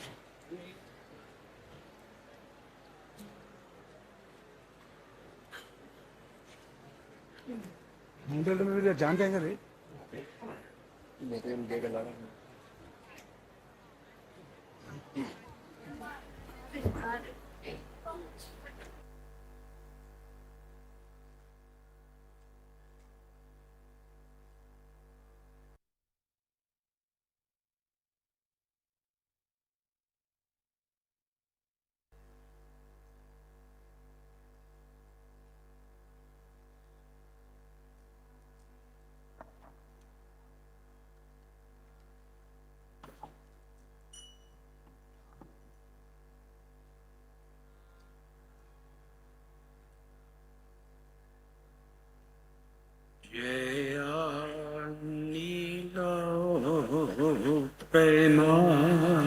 Premadhana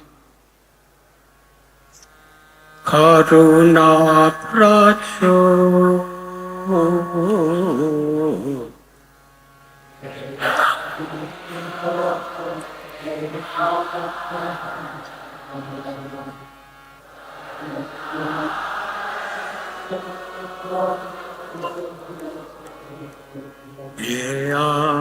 Nila Premadhana Aruna Pracho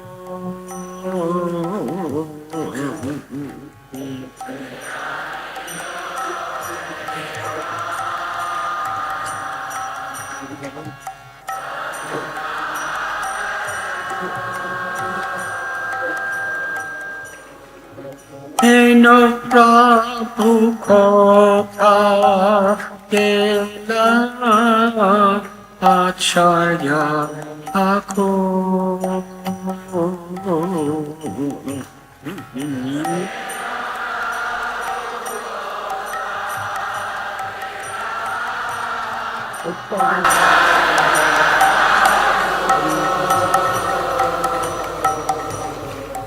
Eno Prabhu Kota Kela Acharya Thakur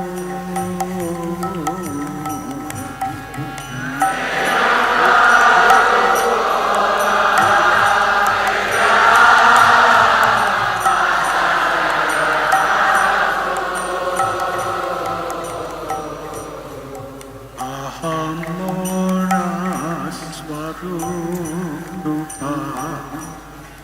Kahasanatha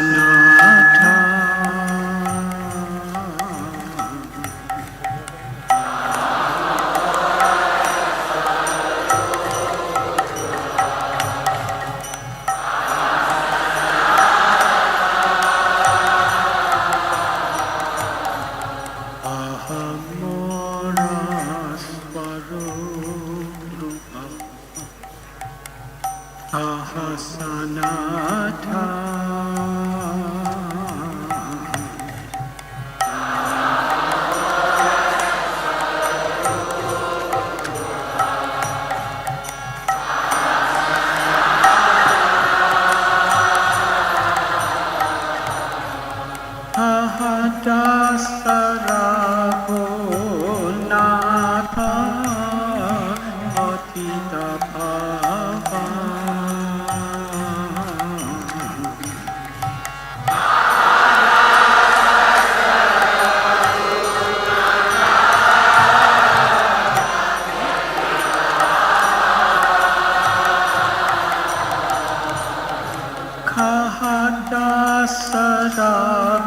Kahadasaragunatha Patita Pava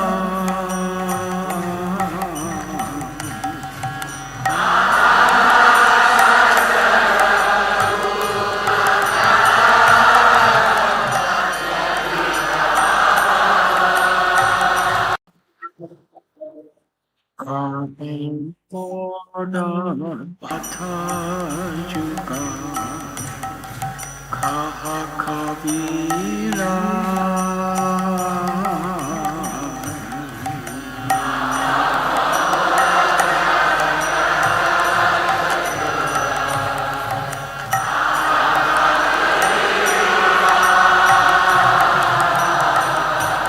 Kaha Moda Bhatha Juga Kaha Kavira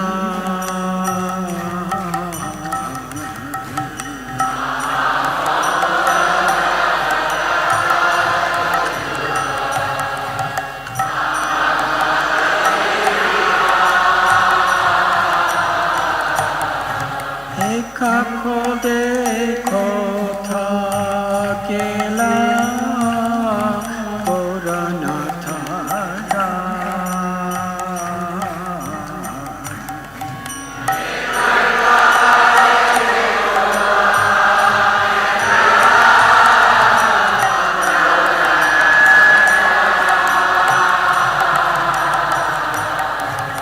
Eka kode kotha kela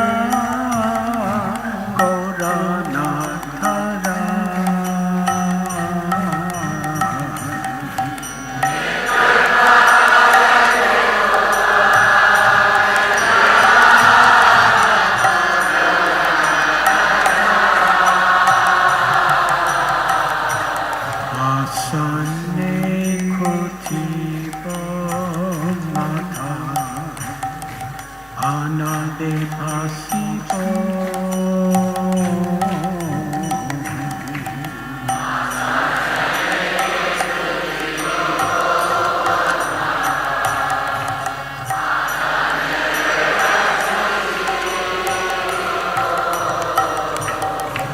Asane kutiba mata Anade pasipo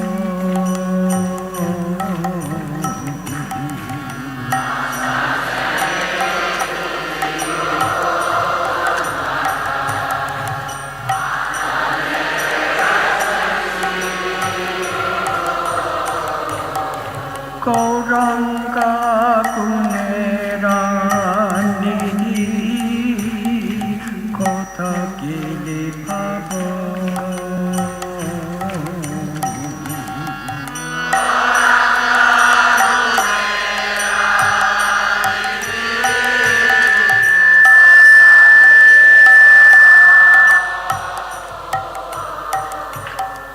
Gauranga Gunera Nidhi Kotha Gile Pavo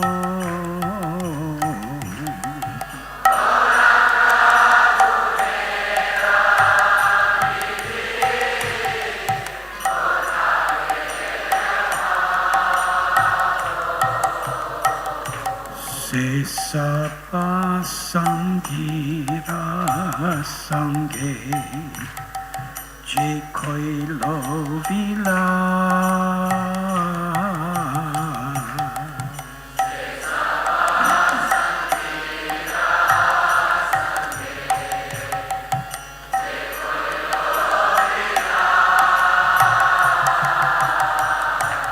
Sesapa Sangira Sange যে খৈল বিলা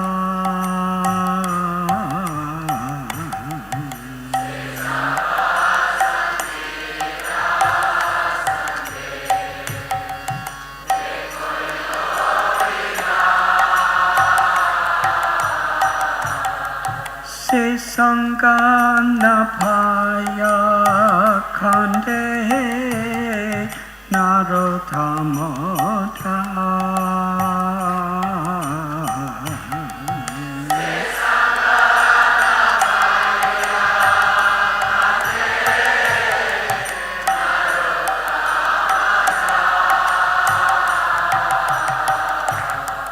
se sangana phaya khande naro thamoda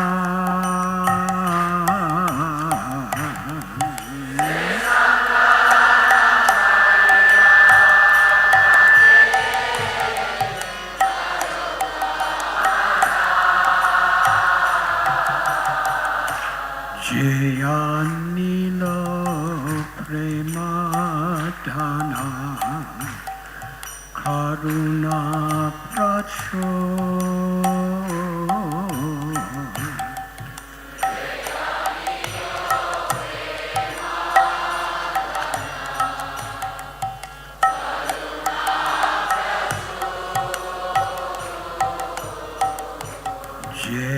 Jayanilo Premadhana Karuna Pracho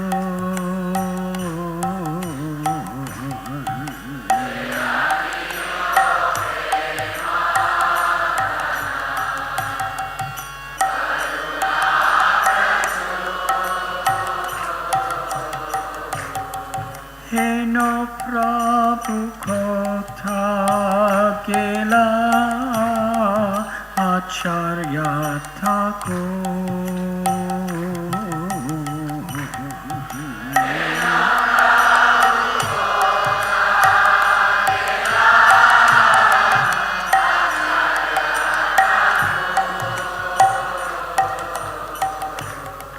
Heno Prabhu Kotha Gela Acharya Thakur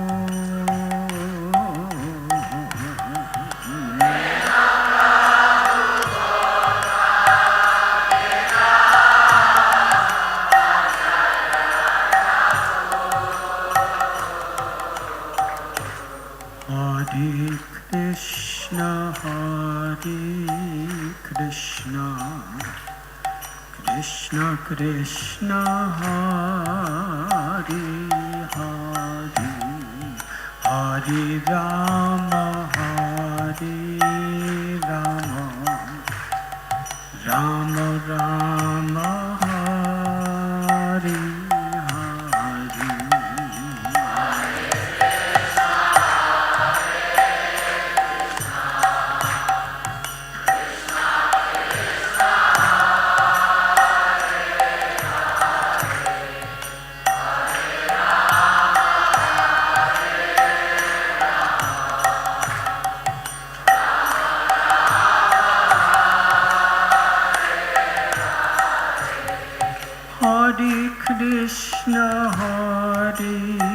Krishna Krishna Krishna Hare Hare Hare Rama Hare Rama Rama Rama Hare Hare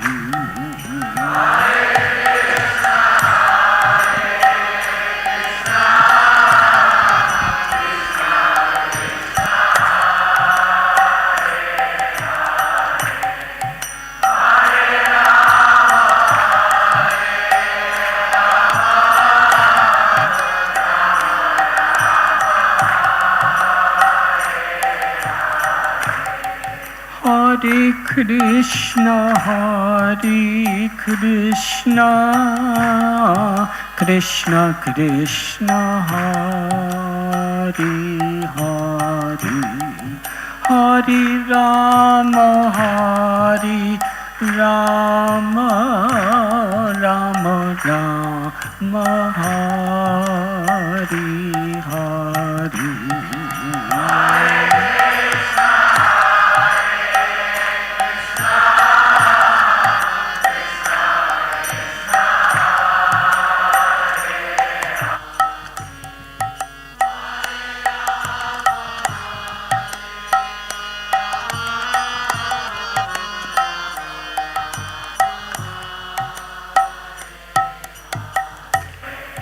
Hare Krishna, Krishna Krishna, Hare Hare, Hare Rama, Rama Rama, Hare Hare.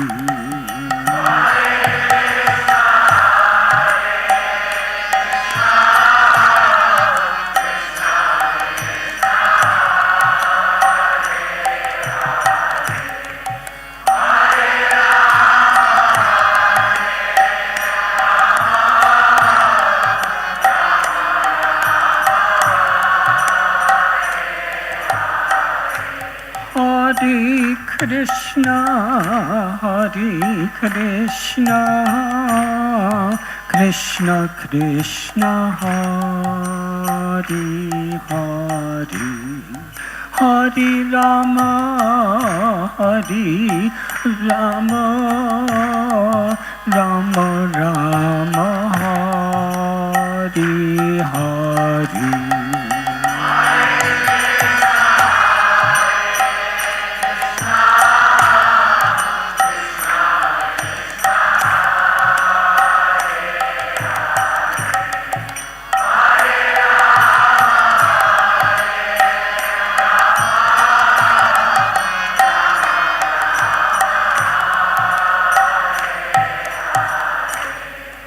Hare Krishna, Krishna Krishna, Hare Hare, Hare Rama, Rama Rama, Hare Hare.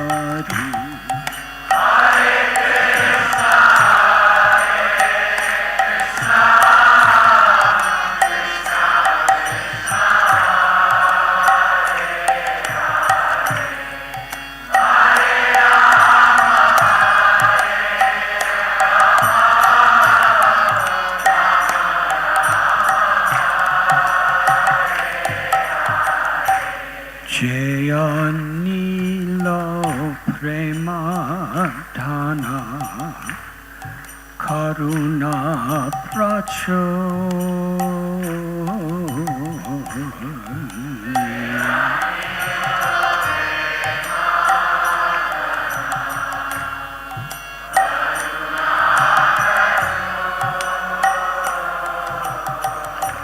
Jaya Nilo Prema Dhana Karuna Pracho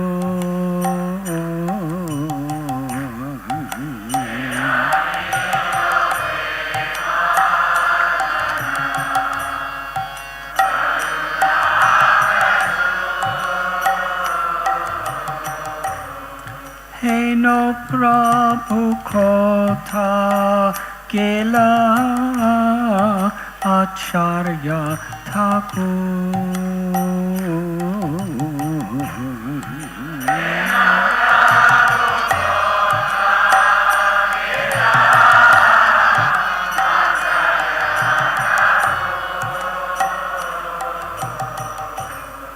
Hey no Prabhu Kotha Gela Acharya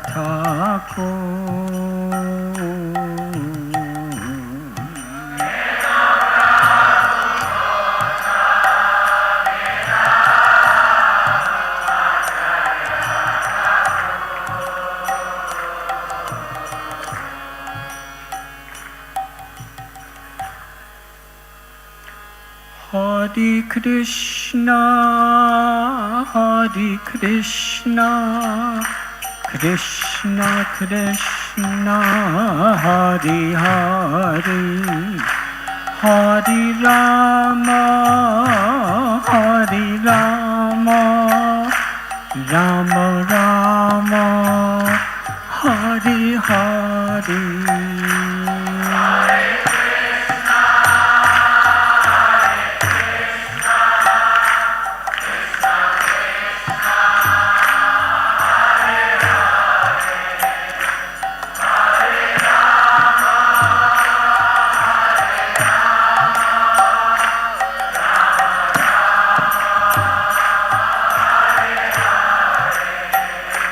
Hare Krishna, Krishna Krishna, Hare Hare, Hare Rama, Rama Rama, Hare Hare.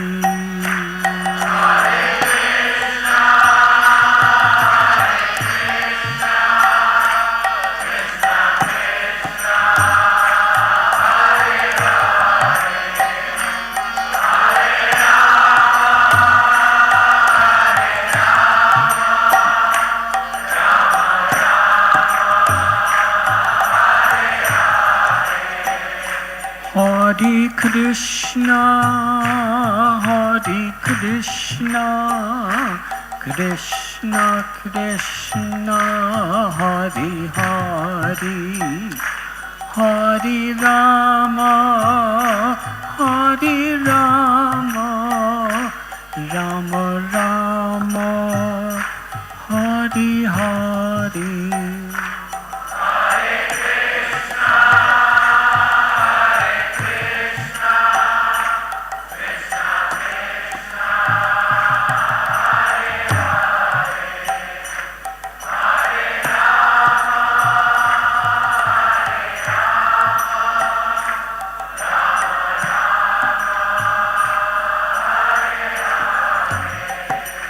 Hare Krishna, Krishna Krishna, Hare Hare, Hare Rama, Rama Rama, Hare Hare.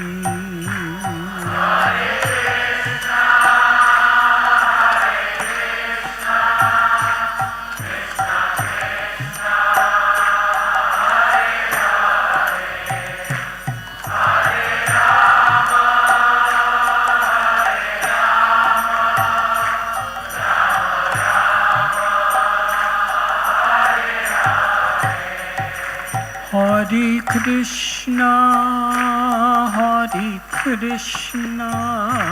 Krishna Krishna, Hare Hare, Hare Rama,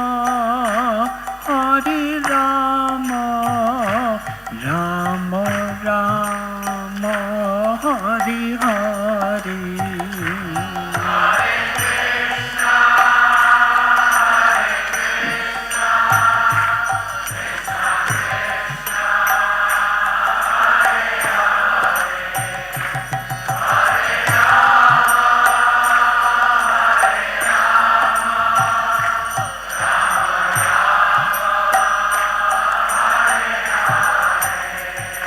Hare Krishna,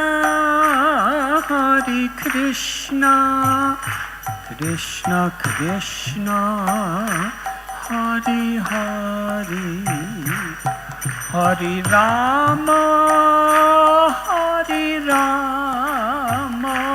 Rama Rama, Hare Hare.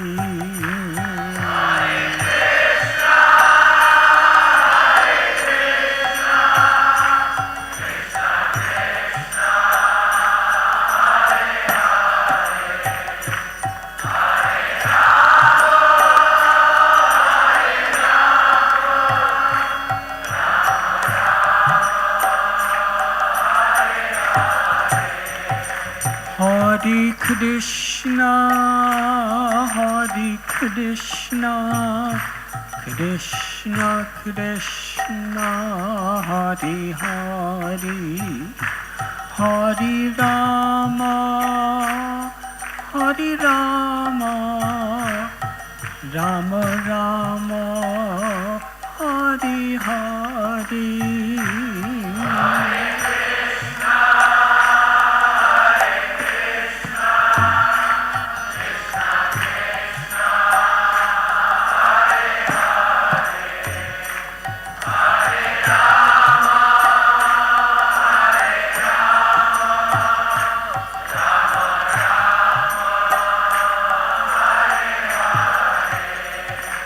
Hare Krishna, Hare Krishna, Krishna Krishna, Hare Hare, Hare Rama, Hare Rama, Rama Rama, Hare Hare.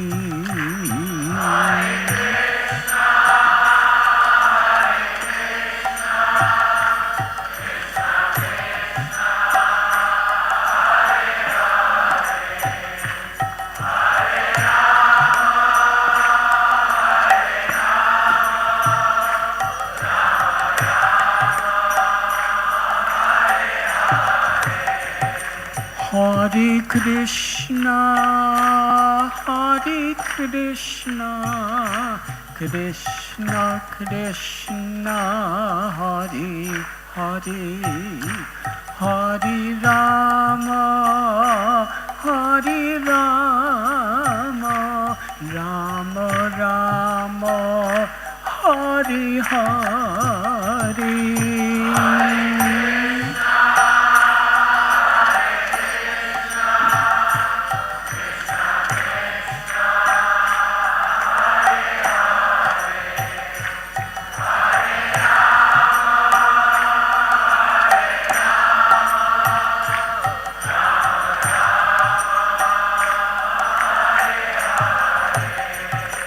Hare Krishna, Hare Krishna, Krishna Krishna, Hare Hare, Hare Rama, Hare Rama, Rama Rama, Hare Hare.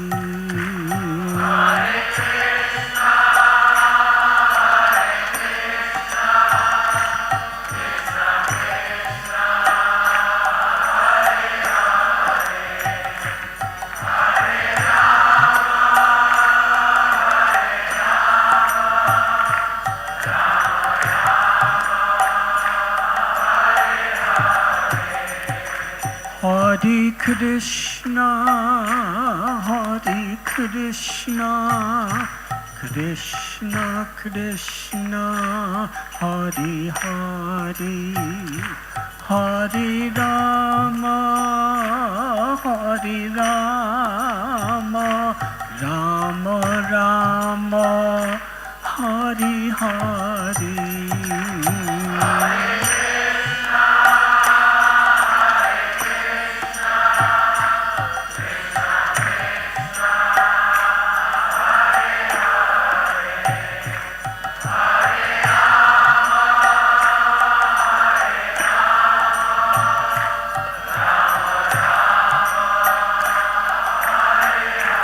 Jaya Jaya Prabhupada, Prabhupada, Prabhupada, Prabhupada.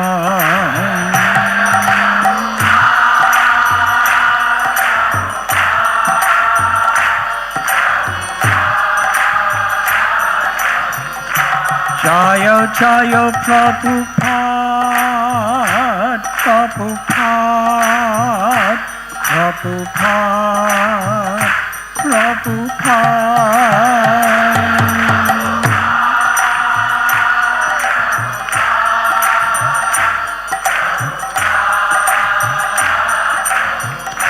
Jaya Jaya Prabhupada,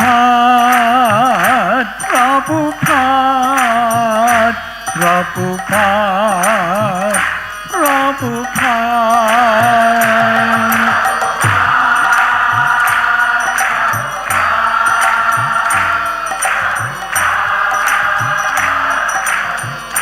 Jaya Jaya Prabhupada, Prabhupada, Prabhupada, Prabhupada.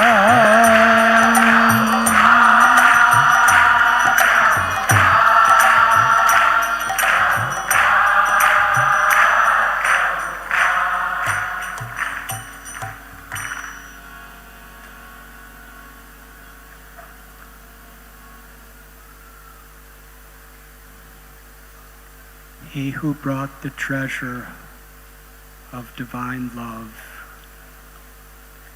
and who is filled with compassion and mercy. Where is such a personality to be found? Where are my Swarup Damodar and Rupa Goswami? Where is Sanatan? Where is Raghunath Das, the savior of the fallen? Where are my Raghunath Bhatta and Gopal Bhatta? And where is Krishnadas Kaviraj? Where did Lord Gauranga, the great dancer, suddenly go? I will smash my head against the rock and enter into the fire. Where will I find Lord Gauranga, the reservoir of all wonderful qualities? Being unable to obtain the association of Lord Gauranga, accompanied by all of these devotees, in whose association he performed his pastimes, Narottam Das Thakur simply weeps. Srila Prabhupada ki jai. Let us bow our heads, sincere gratitude, with heartfelt will to surrender at the lotus feet of His Divine Grace, A.C. Bhaktivedanta Swami Prabhupada.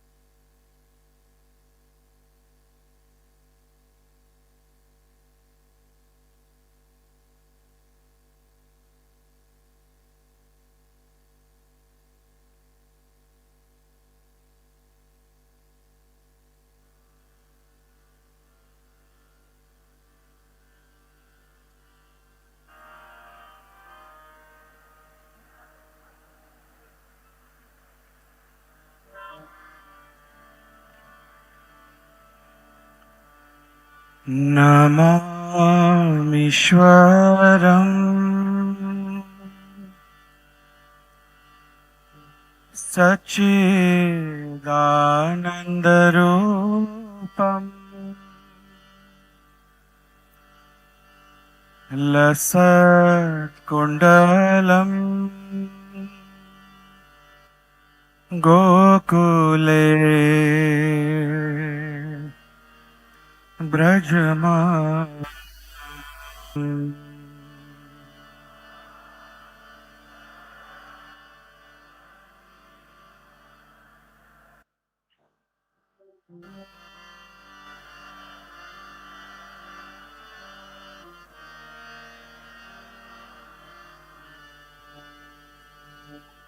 नमामीश्वरं सच आनन्दरूपम् लसकुण्डलं गोकुशलाभये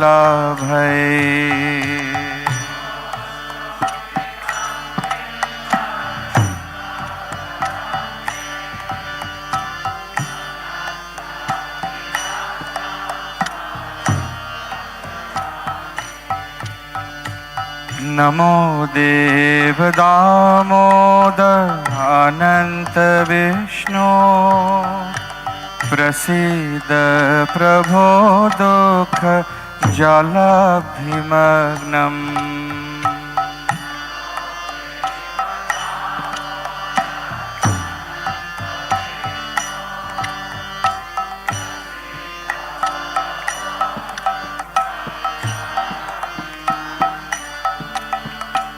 कृपा दृष्टि वृष्ट्या दृश्या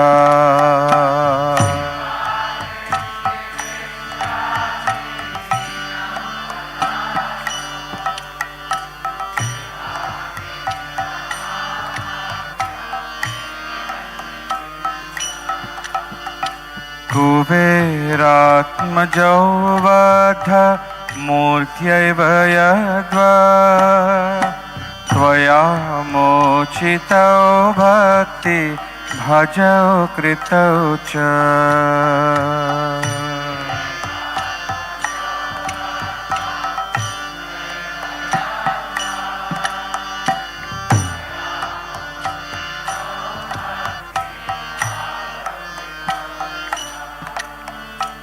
तथा प्रेम भक्तिं स्वकाम्य प्रयच्छ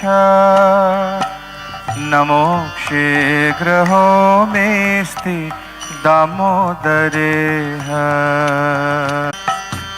Krishna Krishna Hare Hare Ram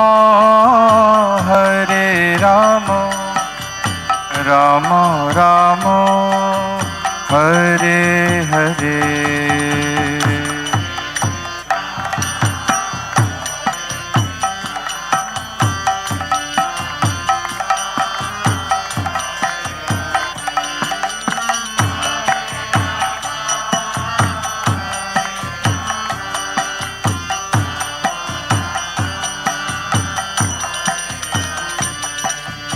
Hare Krishna, Hare Krishna, Krishna Krishna, Hare Hare, Hare Rama, Hare Rama, Rama Rama, Hare Hare,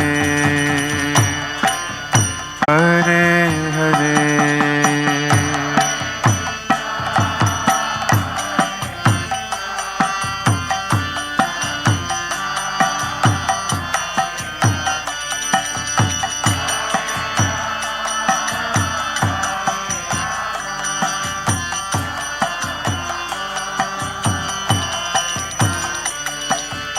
Hare